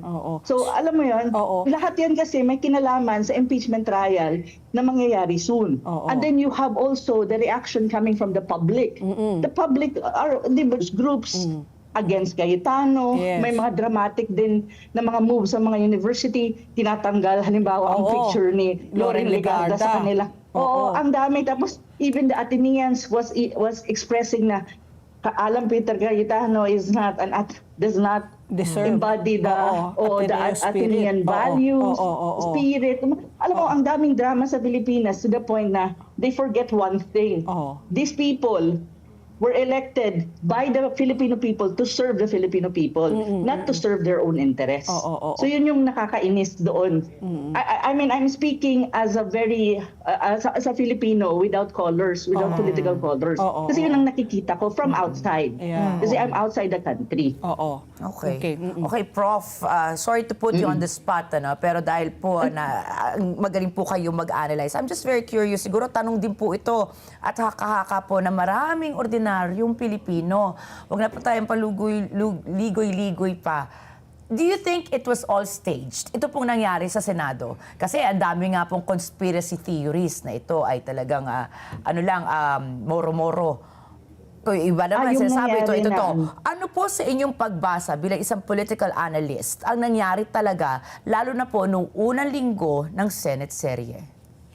Oo, ang sa akin kasi, I cannot really say na moro-moro siya. Though may mga nag-accuse right now coming from the other side, lalo na yung opposition, yung hindi nasa side ng mga Duterte, at saka hindi rin nag-agree sa nangyaring coup na lagay si Senator Cayetano as the new SP, na sinasabi nila stage and moro-moro, even the firing and all that. Sa akin kasi, mahirap mag-categorize or mahirap magsabi na moro-moro siya unless there is really a very objective investigation of what really happened in that shooting especially. So right now, wala pa yung result ng investigation, but I think they're conducting an investigation. At the moment, may mga opinion na moro-moro siya. Oo. In a way, may ganon. There's a lot of possibilities. Pero ako, I would refrain kasi wala pang kailangan mong i-base yung analysis mo rin to certain extent to some information na lalabas at lumalabas na. Sa akin kasi, that's beside the point anymore. Kasi nangyari na siya eh. Ang kailangan ngayon gawin ng Senado is, kumbaga, isipin nyo naman kung ano yung role nyo talaga as senators at saka isipin nyo kung kumbaga, anong pulso ng bayan. Kasi ang pulso ng bayan, ang mag-guide sa kanila kung anong dapat nilang gawin. Kasi nga, di ba, At saka, Prof, di ba, they're ang gulo-gulo legislators. They're legislators po, tagagawa sila ng batas, tagapasa po sila ng batas. It's supposed to be an independent body. Pero bakit po ngayon, bawat galawan na lang dyan, it's either nagiging pro-Marcos o pro-Duterte. Meron pa po ba tayong institutional neutrality given all Yun this na that's nga. happening? That's even the case. Kasi kahit ano pang sabihin, halimbawa ni Cayetano or ng kabilang kampo, ng minority ngayon sa Senado, nasasabihin nila, no, this is for that we're neutral or hindi ito para sa kampo ni Duterte o kampo ni Marcos. Malinaw naman kasi ang political leaning ng bawat isa sa Senado at the moment between the minority and the majority. So, ang legislative branch is an independent body. It's if you look at our constitution, independent body yan. So dapat they should be true to the spirit kung ano ang nire-represent ng legislative branch, especially ng Senate. Pero hindi ganoon eh. Kasi ang nangyayari, to be very honest sa'yo, kung titignan mo talaga ang politika ng Pilipinas ngayon, nagsulat nga ako sa Manila Times sa column ko, Hunger Games ng mga politician yan, survival. Pero at the end of the day, kung titignan talaga natin, mga Pilipino, it's their own interest na pinoprotektahan nila at the end of the day. Hindi yan interest ng mga Pilipino. Interest ba ng mga Pilipino na makita mong nag-aaway-aaway ang mga politicians mo, ang mga nakaupo mo, tapos it's very evident that they are actually, to a certain extent, protecting certain top-level people. Ganun naman eh. Yes, Wag na tayong wag na tayong magpaligoy-ligoy pa dito. Kaya nga. If you really look at the minority, they're really, to a certain extent, clearly leaning to the administration. The majority right now is to a certain extent has this sympathy and allies of the Vice President. That's really the case. Okay. Hindi naman tayo pwedeng magbulahan dito, pero ang sinasabi ko lang, everything what's going on in the Senate, it has something to do with the impeachment trial, upcoming impeachment trial of the Vice President. On the other hand, also, it has something to do with Marcos Jr. trying to stay in power, trying to perpetuate itself in power as well, yung Marcos administration. Kaya yung expose din ni Amy Marcos kahapon has something to do with CONAS, which is basically, it has something to do dun sa tinatawag nilang alleged plan ng Marcos Jr. administration or ni BBM mismo to stay in power than necessary. Kasi may election dapat tayo ng 2028. So, lahat yan, politicking eh. Lahat yan, politika. Ang malinaw lang naman ang dapat sundin eh. We have, sila mga senador, I would assume that they're all intelligent people. So, there's only one thing that they have to do. Follow the Constitution. Because at the end of the day, the Constitution is the basic law of the land. Pero so, kung follow lang nila ang Constitution sa impeachment trial at saka sa election sa 2028, wala tayong problema. Correct, oo. So yun na nga, Professor, sabi mo nga, follow the Constitution. So talagang dapat mayroon talaga tayong halalan come 2028 na syempre Yes. talagang pumalag si Senator Tito Soto Soto at saka si Senator Migs na wala naman daw silang pinag-uusapan na gano'n, na charter change. But having said that, I want to ask, to pick your brains, sa kaso po ni Senator Bato. Kasi marami po nag-ugat ito sa pagbabalik niya. Di ba? Sa pagbabalik niya sa Senado. He made a dramatic appearance last May 11. Doon nga nagkaroon ng leadership change. Di ba? Yung Senate presidency napunta na kay Alan Peter. The following day, nagkaroon po ng putukan. Tapos sa madaling araw ng 13th, nakatakas. Tapos naglabas na po ang Korte Suprema po ng resolution. Sabi po nila na denied yung kanyang TRO. So no invasion of rights happened. So what happens now to the case of Senator Bato? Kung sakali, number 2, marami akong question kasi siya ulit ang deciding factor eh. Kung sakali may threat, talaga sabi nga ni Senate President Alan Peter he's not comfortable yet. Alam niyang anytime pwede siyang palitan. Mababalik pa ba niya si Senator Bato para to keep the majority? Ang bilang naman ng minorya, out na si Bato kasi he was not going to risk it, no? Sakali po, yung warrant of arrest, pag nahuli po si Senator Bato, diretso na ba siya sa The Hague? Ano po ang mangyayari na po kay Senator Bato? Kasi ngayon, pag-usapan natin yung case ni Senator Bato. Ngayon, lang yan kasi nag-issue na ang Supreme Court ng rejection nga ng TRO na petition. So ibig sabihin, ang executive branch through the PNP and other relevant security enforcer ba? NBI and all that, they will be able to execute yung tinatawag mong warrant of arrest. Correct. Kasi nagko-cooperate nga sila sa ICC.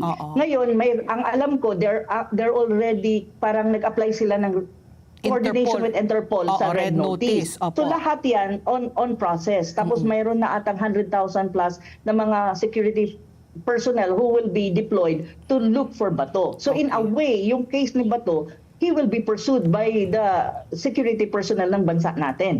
Kasi andun na yun nag-move yun. So, yun talaga yung totoo dyan. Now, ang sabi naman ng Supreme Court, hindi pa sila nagro-rule dun sa merit ng petition. So, lalabas yun anytime, today ata or maybe tomorrow.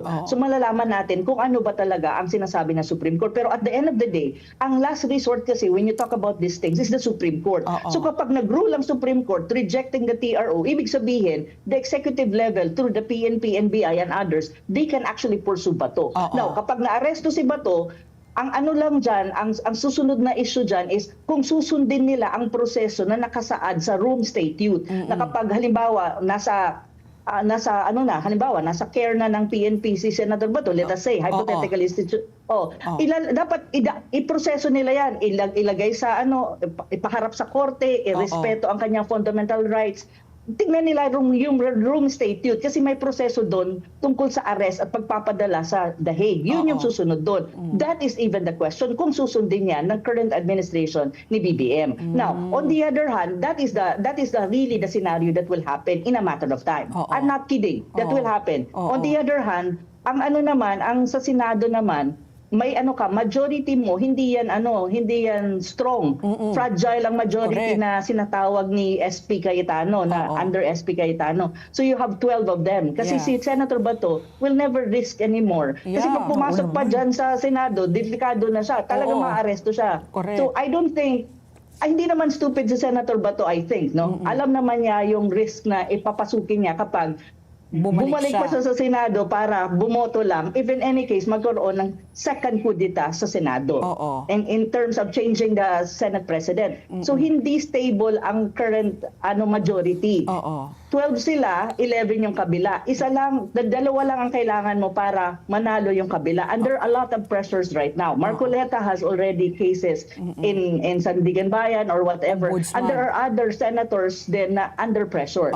So mahirap ang dynamics sa Senado, pero ang sinasabi ni Peter Allan na secure daw, walang bibitaw sa kanila, sa side nila. Well, let's see what will happen. Kasi ang politika sa Pilipinas, hindi yan stable. Self-interest. Kasi depende yan, at saka depende yan sa pressure At the end of the day, there's such a thing as self-preservation. Lahat ng politician will go after self-preservation. Hindi lang naman kasi ito ang tinitingnan nila. They're looking forward 2028 and even beyond. So may tinatawag kang self-preservation. Maninimbang yung mga yan, lalo na yung mga under pressure at the moment. So, ganun ang dynamic. So, we really don't know what will happen in the Senate. Pero at the moment, it's Senator Cayetano who is the Senate President. So we Yeah. will see if he survives. How long? And Correct. if the majority survives. Kasi itong mga to, may kinalaman dyan pagdating ng butuhan sa impeachment trial ni Vice President Sara Duterte. Kaya may ganito kang dynamic kasi they're looking for numbers. Yeah. Ang sinasabi na 2/3 kasi ang kailangan to convict the Vice President. Yes, Ang 16. impeachment trial, it will happen. Oo. Hindi pwede yan na i-delay din kasi just to clarify, no, I don't agree with this impeachment trial. Pero andyan na kasi yan. Oo. And there are a lot of people in the Philippines na gustong ituloy yan. There are people like me who actually don't agree with it, with that impeachment. Pero kasi hindi natin madi-deny na sa Pilipinas marami din ang gustong ituloy ang impeachment trial. So, mahirap yung sitwasyon. So, sa akin, ang tingin ko, if you follow the Constitution, that impeachment trial will happen, the trial will happen. Ang tanong lang dyan, habang nagpuproseso ang trial, ang mga senador, maninimbang yan. Depende sa pulso ng bayan. Depende yan, depende yan sa presentation ng evidence from both sides. At doon sila magde-decide. So walang sigurado dyan. Pag ano pa dyan is ang butuhan pagdating sa conviction kasi 2/3 ang kailangan. Now, the camp of the Vice President has to prevent, ang strategy kasi dyan has to prevent for the majority, for the camp of the other side na hindi magkaroon ng 2/3 vote sila for the Vice President to survive. So it's really a game of thrones, a game of Hunger numbers. Games yan. Game of Thrones talaga. Game of numbers yan eh. At saka Hunger Games yan kasi mga politicians yan. Sino ang magsusurvive, sino ang mamamatay. Parang ganun, politically speaking and figuratively speaking. So ganun ang sitwasyon natin na ang gulo-gulo na okay, lahat sila nandito sa issue na to, impeachment and others, para sa sarili nilang mga interest for them to survive politically in the country. But ang tanong ko lagi, what about the Filipino people? Yeah. The dollar is too high, Yes. the inflation is high, the GDP is Low. growth is low, Oo. and then you have energy crisis, rotating brownout, Yeah. and many other problems. The investment, the foreign Wala. investment sa Pilipinas going down. Yeah. So Dwindling na. you have all the politicians quarreling, but they forget that their basic responsibility, the fundamental responsibilities why they are in power is for the Filipino people. Pero wala. Ang kawawa dito, to be very frank, habang nag-aaway-away ang mga yan, is ang bansang Pilipinas at ang mga Pilipino. Correct. Kasi Okay. wala namang mahihita ang Pilipino sa Opo. political drama na to eh. Oo. Ano bang mahihita natin? You and I, may mahihita ka ba dyan? Aside from entertainment, Yun lang, aside from entertainment. chika-chika every day, kasi may nangyari sa Senado, what else do we benefit Wala. from all this? Wala po, talo talaga taong Precisely. bayan. Yeah. Talo talaga. Sa patuloy pong bangayan, taong bayan po yung talagang natatalo. Ito lang ay share ko True. lang ha. Ito yung laging sinasabi ng naririnig ko po sa mundo ng politika. There are no permanent friends in politics. Only permanent only interests. permanent interest. Ayan. Yes. So, there's no friends, there's no enemies na permanent, Wala but po. only the interest of the politician. Hence po, Prof, Yeah. it brings me to my question. How do you think is the possibility of having Senator Sherwin Gatchalian actually become the next Senate President? Because sabi nga nila, it will be a new group na po daw. Although, ang sabi po ng majority ngayon, wala daw malalagas sa kanilang grupo. Sa inyong pong pagbasa, at historically speaking po, how realistic na po si Senator Gatchalian po ang pwedeng mamuno po susunod naman? Oh, well, the possibility is always there. Hindi natin pwedeng i-discount na pwede nga siyang maging Senate President. Kasi ang advantage naman, I don't have any value judgment kay Gatchalian, no? Pero ang advantage lang ni Gatchalian is hindi siya masyadong prominente when you talk about faction, when you talk about leaning. Kasi si Gatchalian hindi masyadong mabasa hindi mo mabasa si Gatchalian kung leaning to the Vice President ba siya or leaning to the Marcoses. Kasi masyadong blurry. He sometimes, advocate for certain things na favorable sa admin, but sometimes he criticize also the admin on certain issues. So in that level, in that sense, mahirap mo siyang i-categorize. Kumbaga, absolutely na leaning siya dito sa side na to, leaning siya on the other side. Walang ganon. So in a way, that would be a fresh, as far as the other senators are concerned, parang ang tinitignan nila kay Gatchalian, fresh start ng Senado. Ako Oo, naman, ganon, fresh ba? Pero ang ano question lang dyan, kung magkakaroon ng numero si Gatchalian to be elected as the new SP. Yeah. Yun ang titignan natin. Oo. Pero ang image ni Gatchalian is a bit more neutral. I'm not saying he is really neutral because we don't know kung ano mga interest din niya as a politician. I'm sure may interest yan. But what I'm saying is, appearing from public view, medyo mas mas neutral ang dating. Okay. Yes, Professor, ito very controversial yung pag-appoint po ni Senate President Alan Peter Cayetano. Siyempre, kapatid niya, ang chairman ngayon ng Blue Ribbon Committee. Tapos, ang mga members, ito yung mga nagtaas ang kilay na marami. Jinggoy Estrada as Vice Chairperson and Rodante Marcoleta as Vice Chairperson. Alam po natin, si Senator Jinggoy, binibigay yung pangalan niya dito sa flood control mess. Tapos yung kay Senator Marcoleta, ang inaano sa kanya ngayon, may kaso siya sa ombudsman. Tapos yung kanyang pagkakilala nga daw sa mga diskaya. Tapos majority members si Cheese Escudero, si Bongo, Amy Marcos, Mark Villar, Camille Villar at si Robin Padilla. Na marami po nagsasabi, marami po sa kanila may mga existing na mga kaso. Si Cheese, si Senator Bongo, si yung mga magkapatid na Villar. So yung composition po ng Senate Blue Ribbon Committee, hindi ho ba kayo medyo bakit nagkaganyan o nababahala? Sa akin naman, not necessarily though, may issue siya ng appropriateness and propriety. Parang ganun ba? At saka delikadesa to certain extent. Correct. Kasi like for example, I don't have anything against Marcoleta, Senator Marcoleta being in the Blue being Ribbon. part of dati the naman siya, Blue nag-chair Ribbon. na siya di ba? Oo, nag-chair na siya. Oo. At saka, alam ko, kilala ko si Senator Marcoleta. He is not a corrupt official, I think. I know him, I think, well enough to say na okay lang si Senator Marcoleta sa Blue Vice Ribbon Chair. naging Vice Oo. Chair. Pero yung iba kasi, like for example, Jinggoy Estrada, medyo blurry yan. Kasi may mga kaso si Jinggoy, even before, related to corruption. And even until now, mayroon pa rin ina-allege sa kanya na corruption. So, to make it more, sana, kasi kung ako ang nasa posisyon ni Pia Cayetano, I would rather have a composition of the Blue Ribbon coming also from the other side. Yes, Para from the fair. minority. At saka wala kayong masasabi kasi you're part of the Right. committee. Oo. Whatever we do in the committee, nandyan kayo, part kayo. Kung magbubutuhan tayo, part kayo. So, it should have been, alam mo yun, kasi kung ako niyan, ang gagawin ko, okay, I will have people from the minority, I will have people from the majority. Both sides should be represented para walang masabi. Transparency, At kasi Blue Ribbon yan eh. Oo. Blue Ribbon yan eh. So, at saka at the same time, para walang masabi din ang minority na, iniitsapwera nyo kami kasi Correct. ayaw nyo sa amin. Baka may makita kami hindi maganda kasi pag may pagtatakpang kayo. Oo. Parehas din ang accusation sa minority right now eh. Oo. So sa akin, dapat it should have been a composition na Both. balansehin mo. Oo. Balansehin mo yung composition. Even the chairmanship, I think it should have been balanced. Like Yeah. for example, ang Blue Ribbon mo, Pia Cayetano, fine. Okay? But on the other hand, when you talk of the vice chairmanship, you get one from the minority. You Oo. get one from the majority. Those who don't have any kind of, accusation or alleged corruption. Yeah, Kasi correct. para balanse ka. Ang kailangan kasi ng Blue Ribbon is bumalanse ka para walang masabi ang publiko, walang masabi ang mga politiko. And then you do your job according to what you should do.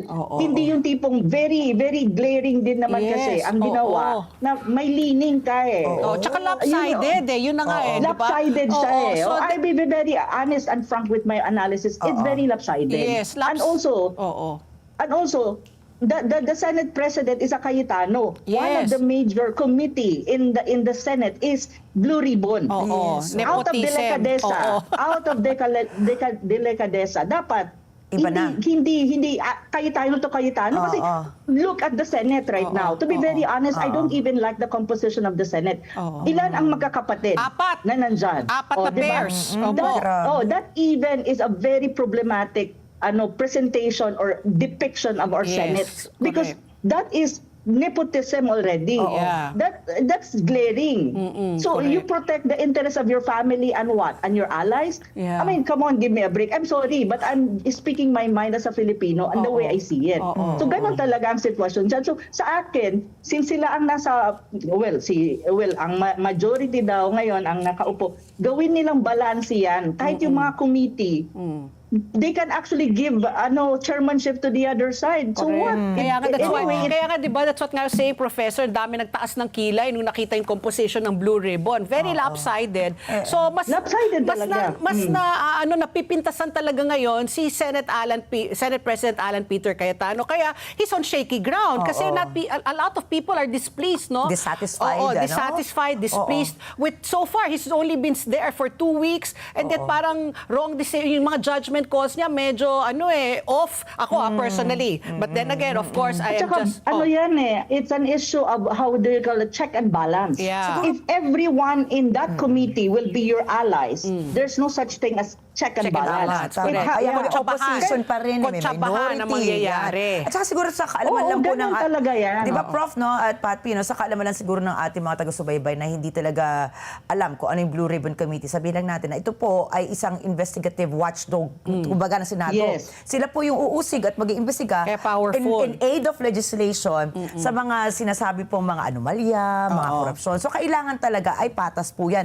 Lalo na, pero paano yan, Prof? May nabasa po ako na halos lahat pala dyan sa Blue Ribbon Committee ay may kaso. Yun na nga. Paano So po yun yan? na nga. Yun na nga sinasabi ko. That's an issue of delicadeza, an issue of propriety. Yeah. Kasi, pwede ka namang sabihin na natin, okay, fine, wala kayong makuhang iba kasi naalay nyo. Balansehin nyo yung composition. from the minority. Hindi siya dapat, mamonopolize ng so-called majority right now because public opinion-wise, that is not good. And there would always be suspicion kapag nag-release sila ng report or nag-investigate sila. Correct. So, yun yung sinasabi ko. Kasi kahit to be very honest, I have a lot of criticism and I don't agree with many things of the BBM administration. However, that is not a reason why na hindi pwedeng bumalanse ka. Lalo na pagdating sa Blue Ribbon Committee. Oo, marami dapat i-expose sa flood control project and corruption ng current administration ng BBM. But to do it in the right way, balansehin mo yung composition ng Blue Ribbon para walang masabi na yung report mo is actually an attack only of the BBM administration because you lose the ground. Correct. You lose the ground of really accountability and transparency kasi many people from the supporter ni BBM at ng kanyang mga allies would accuse also the Blue Ribbon that you're just attacking the BBM administration kasi look at the composition of the Blue Ribbon. Yun na nga. Yun yung problema doon Kailangan mong i-balance. O sige, yung may minority, dito kayo din. Tingnan natin. Meron din kami dito sa Patas. minority. Patas. I-balance mo yung numero, i-balance mo yung kampo. Prof, kahit man lang for optics. Okay. Ganun Naku, siya Sige, Professor, as usual, mainit na naman ang usapan ito, pero very interesting. Sana po yung mga nakinig po sa atin, talagang mas maging masuri pagdating po sa kanilang pagboto. Kasi nga, you mentioned nga, ay sabi ko nga, 4 na pares po yan Jinggoy and JV, the Tulfos, the Villars, and the Cayetano. So yung 4 pairs. Grabe, Siblings. diba? Yes, Only diba? in the Philippines. Only in My the God, Philippines. only in the Philippines. Kaya nga, come 2028 talagang knock-knock talaga, little Susie na po sa atin lahat-lahat. Maraming salamat po, Professor Ana. At sa suulitin po, masarap laging kwentuhan namin with you po. Thank you, Maraming ma'am. salamat and have a good day. God You too, bless. ma'am. God bless you. Si Professor Ana Malindog Uy, ang ating resident political analyst. At ang oras, alas 9:33 na po ng umaga sa aming pagbabalik. Ayan, usaping pagkain. Makausap po natin si Attorney Mikhail Lawrence Milan. Siya pong project manager ng Imagine Law. Ito nga ang mga food labels. Sinusulong nila na dapat talaga mas maging detalyado para alam natin kung ano yung kinakain natin pagdating sa mga processed food. Sa pagbabalik po ng ASPS. Ano sa palagay nyo? Ang sigaw ng Pinoy Nation.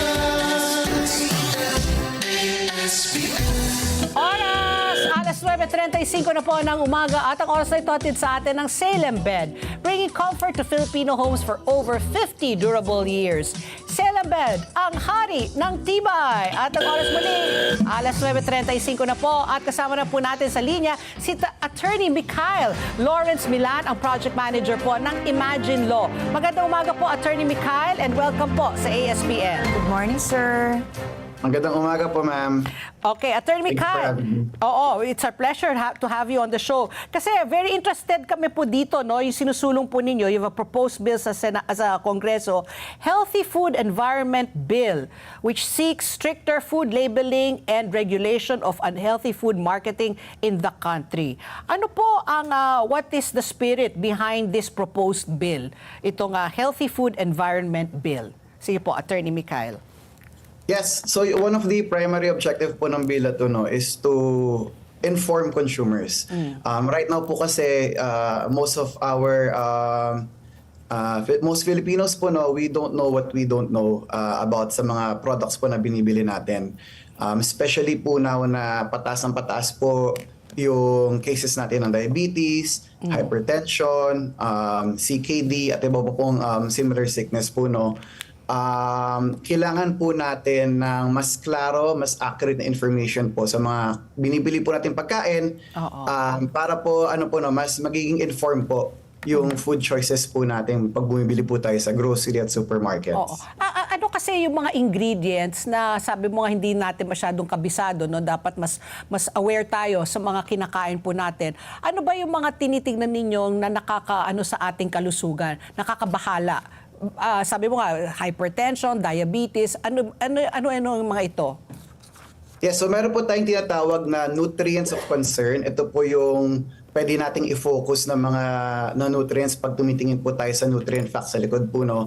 Ito po ang sugar, asin or sodium, total fat at saturated fat. Ito po Okay. yung mga kailangan po nating i-pay at close attention to po, no, pag tumitingin tayo sa nutrition label sa likod. Pakiulit, sugar, sodium. Total fat and Total fat. saturated fat. Okay, sige. Let's break it down, no? Yung sugar at sodium, alam natin sodium is salt. Yung total fat and saturated fat, medyo medyo hindi pa masyadong familiar yung ating mga consumers. Ano ito at bakit masama ito para sa ating katawan? Yes, it can lead pag naparami po tayo no, ng pag-consume ng what we call unhealthy fats po. It can lead to clogged arteries which can also lead po to heart disease rin po. So that's why it's very important rin to pay close attention to the fat content ng mga kinakain po nating mga pagkain. Okay, Attorney, good morning. Good morning po, ma'am. Paano po to, Attorney? Hindi naman po natin talaga masasabi na garantiya po na talagang properly labeled po ang ating mga food items. I'm sure po marami rin po dyan na mga kumpanya na siguro wala naman po sila talagang technical capabilities to have their food talaga analyzed, ano? Kung ano po talaga yung mga nandun. Have you ever had po a case like this na nakita nyo na po na mislabeling po? At ano po yung karampatang parusa para po sa mga kumpanyang ganito? Yes. So dito po sa Philippines, very rare naman po tayo na magkakaroon ng mislabeled products, especially pagdating po sa groceries and supermarkets. And that's because before po sila makaabot sa mga grocery supermarkets, kailangan po muna nila dumaan sa process ng FDA. Sa pagkuha po ng Certificate of Product Registration and other requirements. And bago po nila makuha yun, actually, si FDA po yung nagtetest ng product if nagmamatch po yung nutrient content, etc., yung ingredients doon po sa product na nire-register po ng companies. What I can say po is that it's less of hindi po accurate yung label, it's more of mahirap po maintindihan yung label by normal consumers. Kasi even if you take a look at the back, even if we see total fat, even if we see sugar, and then even if we see that it says 23.6%, 15.8%, for most Filipinos po, even for some experts, mahirap po siyang sabihin kung what does it mean. What does 64% of sugar mean, di ba? Ganun po. So doon po nagkukulang yung labels natin on presenting simpler, clearer and more accurate information. Okay, sir, pero yan, that's for the products that go through the FDA. Paano po yung mga halimbawa po, yung mga karinderya or yung mga restaurant, are we also requiring them to label their food po when it comes to nutritional value? Yes, so for the front of pack labeling or warning labels po, limited lang po siya to prepackaged food products or products that will have to go through the FDA process. For freshly made food po, such as yung nakikita natin sa yun nga, sa mga karinderya, sa mga restaurants, etc. Ibang klaseng labeling po, hindi po sila mag-fall under sa jurisdiction ng FDA po, no? So, hindi po sila marirequire ng FOPL. What can be done po, something that we're seeing right now in Quezon City, is yung calorie labeling po. Yeah. Yes. So, Attorney Michael, no, sabi mo nga, medyo mahirap intindihin yung food labels nga natin. What is your proposal? How do you make it simpler so that kasi karaniwang si Aling Bebang, si Juan de la Cruz, pag nabasa niya, kunyari, sa nakasulat doon 26% ng sodium, paano niya alam na mataas pala yun, na masama pala yun? What is your recommendation? As simple as good, bad, moderate, ganun ba? Paano po ang labeling ang gusto po ninyo? So yung pinopropose po namin na labeling scheme is what we call the front of pack warning labels or warning labels for short. And it's something that's already being implemented, no, in several other countries. And it's very simple lang po siya. In fact, it's one of the simplest form of labeling kasi sasabihin lang po niya sa harap ng packaging if it's high in sugar, high in salt or sodium, high in total fat, or high in saturated fat.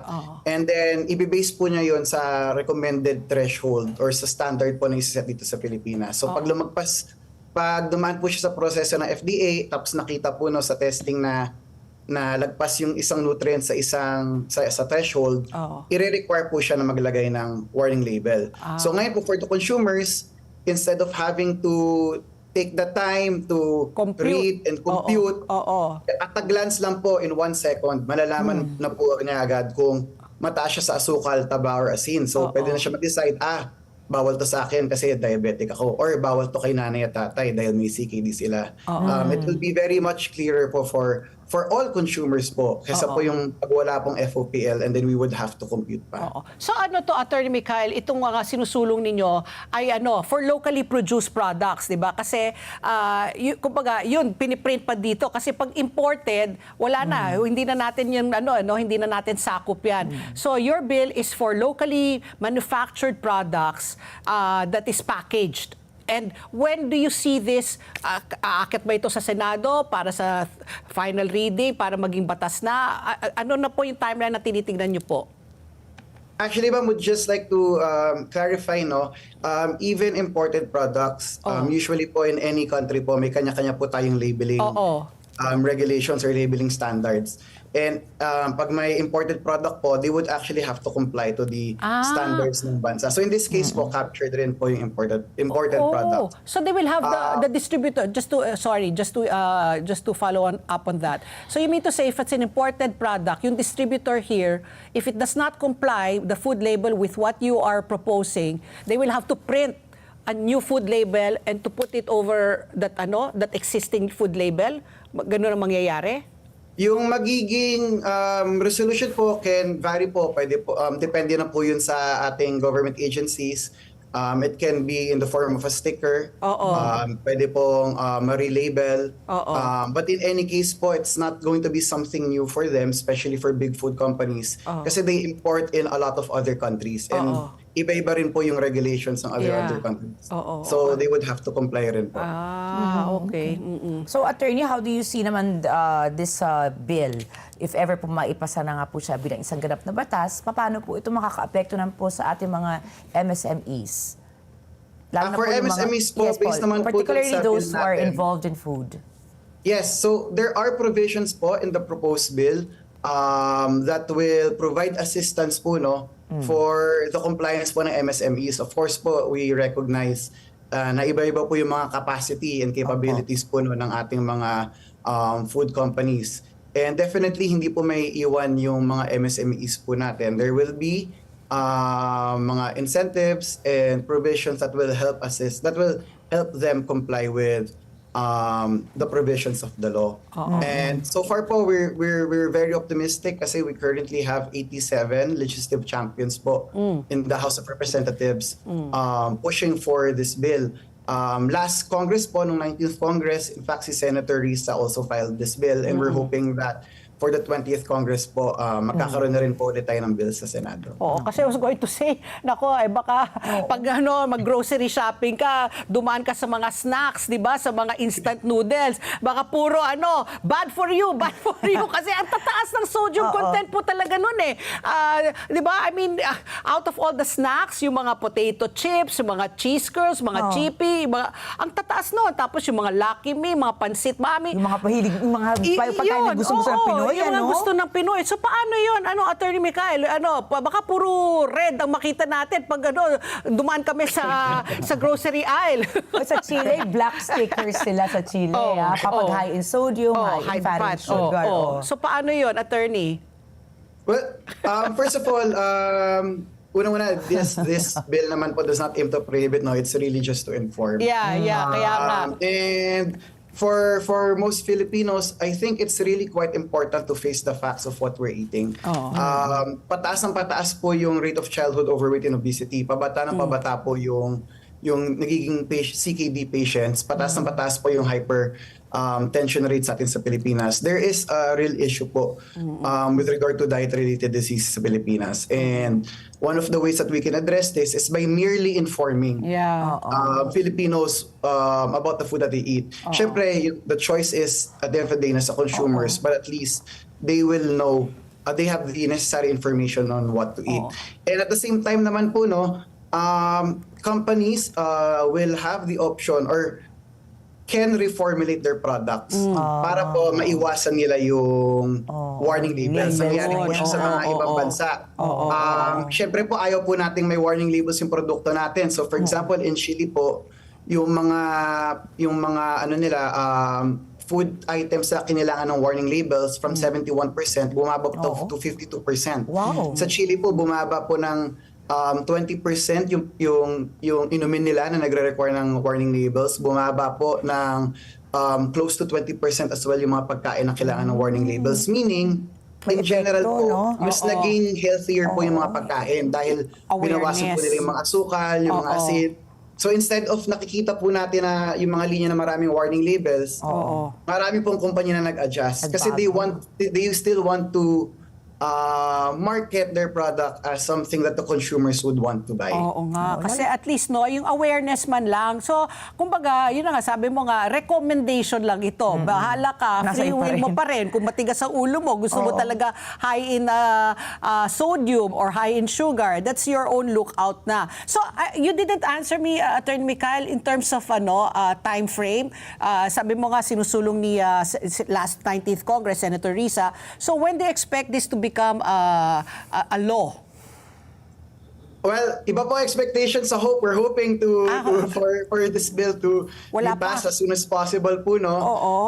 But realistically po, bills usually take around 2+ years Naku, na bago po siya, or 2 congresses po, no, sorry. 2 congresses to be passed into law. So, 6 years. 6 years pa. Siguro 6 Well, not years. necessarily po. Pwede basta, for example, itong bill, nasa 19th Congress na po siya. Tapos ngayon, nasa 20th Congress na rin po siya. Okay. So, medyo nag-ano na po siya, no? Tumawid na. Tumawid na po siya sa 2 Congresses. So, hopefully po, bago po matapos tong 20th Congress. Hope is may different isa po from tong expectation nga sabi mo nga. Siguro, attorney, habang hindi pa siya naisa sa batas, bigyan naman natin tayo ng mga babalano, yung ating mga kababayan na, kasi ngayon, Filipinos are gearing towards a healthier lifestyle eh. So, I think swak na swak po itong panukalang batas na ito. Pero sa panahon po na wala pa tayong mga warning labels, ano po ba yung sa mga inyong pag-aaral na yung pinakamataas po na talagang malaking pinsala po na idudulot sa katawan po ng mga consumers po? Sorry ma'am, medyo nawala lang po ako for a bit. Ano May po I yung ask mga you- sa inyong pong pag-aaral, dahil po, di ba, before naman you came up with the bill, na pag-aralan niyo po kung ano po yung talagang mga food products, yung pinaka-dangerous po sa kalusugan po ng mga Pilipino. For now that we're still waiting for the warnings, labels, and stickers to be on our food in the aisles of the supermarkets, siguro pa bigyan natin ng babala itong ating mga kababayan kung ano po yung pinaka-delikado na mga pagkain na pwede nating iwasan for now. Yeah. So, karamihan po talaga, no, I don't wanna single out a particular product, but magugulat po tayo kasi as to how much talaga yung of our products in the supermarket na mataas sa asin, asukal o taba. Obviously, nandiyan po meron tayong mga obvious choices po dyan, no, kagaya ng mga instant noodles, Yeah. or yung mga sugar-sweetened beverages. Mga soda. Yun po mga soda po, even yung mga powdered juice, yan po yung usual po na nakikita natin na mataas talaga. Although marami rin po tayong produkto pa na magugulat po tayo na pag nagkaroon po pag na-implement po yung warning labels, magkakaroon pala sila ng warning labels. So, one way po na kaya kong sabihin right now to all the listeners and sa lahat po no, ng ating fellow Filipinos na habang pong hinihintay natin maging batas tong warning label, itong Healthy Food Environment Bill, we can actually go to the healthyfoodenvironment.ph and then if you click calculator po, meron po tayo doong calculator that anyone can use. Kumbaga, ilalagay lang po nila yung nutrient facts na nakikita na sa likod. And they can actually see kung mataas po siya. Kumbaga, i-compute po niya and then it will reflect po, sasabihin po sa ating consumers kung mataas siya sa sugar, salt, sodium, fat, and sat fat. And then if ayaw nyo po sa website, nag-develop rin po actually, imagine lang ng app sa Google Play Store. You can just type in nutrition calculator para po offline naman. And that way, any consumer po, kayong nasa grocery sila or supermarket, they can actually cross-check yung nutrition facts sa likod kung alin sa nutrients of concern mataas yung produkto. Ayun, okay. Basta ako, ang tip ko lang palati dyan, everything in moderation. Kasi syempre, gusto minsan, pag weekend, gusto mo naman mag-chips habang nanonood ka ng Netflix. Minsan, pag may craving ka ng pansit, gusto mo na pansit ka to. No? Basta in moderation, wag natin gawing way of life natin yon, di ba? Lifestyle talaga natin. As much as possible, healthy eating, slow cooking, wag fast food rin. Kasi, di ba, Attorney Mikhail, ang fast food rin, grabe rin ang sodium content dyan, no? Yes po, ma'am. Ako po, palagi ko pong advice talaga is as much as possible, let's always try to eat fresh. Yeah, fresh. Yun po talaga yung number one suggestion ko or advice. And then after nga po nun, if wala po talaga tayong option, it's to eat in moderation. Moderation. Po talaga. We have to moderate yung kinakain po natin. Okay, maraming salamat po, Attorney Mikhail, and good luck. Sana nga lumabas na, maging batas na po itong ang sinusulong ninyong healthy sorry, i-repeat ko lang. Healthy Food Environment Bill. Ayan, Healthy Food Environment Bill. Thank you very much again po, Attorney Thank you Mikhail. so much, Ma'am Ricky. Thank you, and Ma'am Attorney. Pat. Ayan for po. having me. Thank you very much. At ang oras, alas 9:53 na po ng umaga. At syempre, ang serbisyo publiko po ng Net25. Aba, muling maghahatid ng serbisyo publiko one-stop shop public services ang Net25 at Radyo Agla DZEC sa pakikipagtulungan ng iba't ibang government agencies. Katulad po ng Philippine Statistics Authority o PSA, PhilHealth, Pag-ibig Fund, Quezon City LGU, Social Security System o SSS, ang National Bureau of Investigation o NBI at ang Bureau of Internal Revenue o BIR.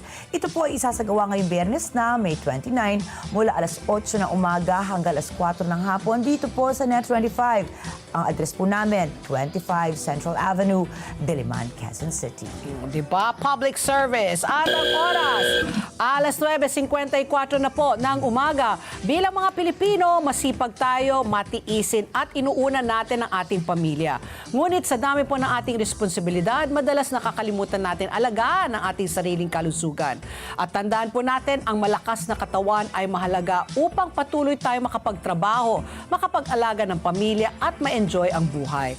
Ang King's Herbal Plus ay isang all-natural food supplement na may 80 powerful ingredients mula sa herbs, fruits, and vegetables for men and women na tumutulong po sa overall wellness at vitality ng katawan. At bilang pasasalamat po sa inyong patuloy na suporta, may 1 milyong pasasalamat promo ang King's Herbal Plus kung saan maaari kayong manalo ng hanggang 500,000 pesos in cash. Mabibili po ang King's Herbal Plus sa Mercury Drug, Watson, South Star Drug, Rose Pharmacy, at iba pang leading drugstores nationwide. Cake Sorba Plus, balik lakas, balik sigla, hatid ay pag-asa at saya. Baka dapat, Kasa, magpadala ka sa Senado niyan. Di ba? Para balik lakas, balik sigla. Malakas na sila. Saya na lang. Sana naman maging masaya na. Sana naman may good news naman tayo sa susunod na mga araw Hindi, mula sa balik Senado. sigla, no? yung nila ulit, the passion to serve. To serve, ayan. Oo, to serve, the passion to Oo. serve talaga, the Filipino, to be selfless in their intentions. Oo. Diba? That's how wishful thinking. Sabi That's nga, how wishful sabi nga ni thinking. attorney kanina, iba yung hope sa expectation. So ito po, happy birthday. Oh, ayan na naman. Sige. Minemorize ko siya para hindi mo makita. sige, Ayan, yan. sige. Oh. Happy birthday to my cousin Hans Michael Carino from Cagayan. From Cagayan. Ayan. Talaga yung buong Cagayan province, kamag-anak ni Ricky. Totoo yan. Totoo yan, Patsy. Lahat yata ng town hanggang malapit na sa Taiwan. Diyos Ayan, ko, kamag-anak. talaga Kaya yung nga. angkan mo, talagang dumadami Diba? pa talaga sila sa Cagayan. Oh, di ba? At syempre, di ba? Kaya ang dami natin manonood lagi from the Oo, north. dapat Ayan. talaga yung ating ratings nila to the roof. To the dahil roof nga sa yan. dami ng mga Oy. nanonood sa tiga Cagayan. O, yung mga taga-Samar. Busitahin Ewan din ko kung natin. may umaabot ng ASPN sa Samar. Hoy, yung mga waray, magmanood na. O mga waray ha, kailangan namin kayo. Okay, para go, Ricky. mag-anti-spread ng information. Oo, tama, oo. Ayan. At syempre po, dito sa ESPN, mahalaga ang inyong palagay. Mahalagang bahagi yan sa paghahanap natin sa katotohanan. Kaya sa bawat issue na papanahon, parte po kayo ng diskusyon. At tandaan po, ang buhay po ay hindi patagalan kung hindi pasarapan. Kaya sulitin po natin, tawanan lang po natin ang ating mga problema, mag-food trip tayo ng masarap, gumala at gumawa tayo ng masasayang alaala. At syempre, patuloy pa rin po tayong manalangin, lalo na sa ating mga mambabata, sa ating gobyerno, Amen. sa ating mga namumuno dito po sa ating bansa. Manalangin, ipanalangin natin sila para Correct. sa kanilang clarity of mind and Yes. pureness of heart. Oo. At syempre, susunod na ang Kada umaga, girls! at mamaya alas 9:30 dito po sa Net25 Matanang Agra International. See you tomorrow, everybody! See you, Enjoy your everyone! Tuesday Tuesday! Pinoy Nation. Information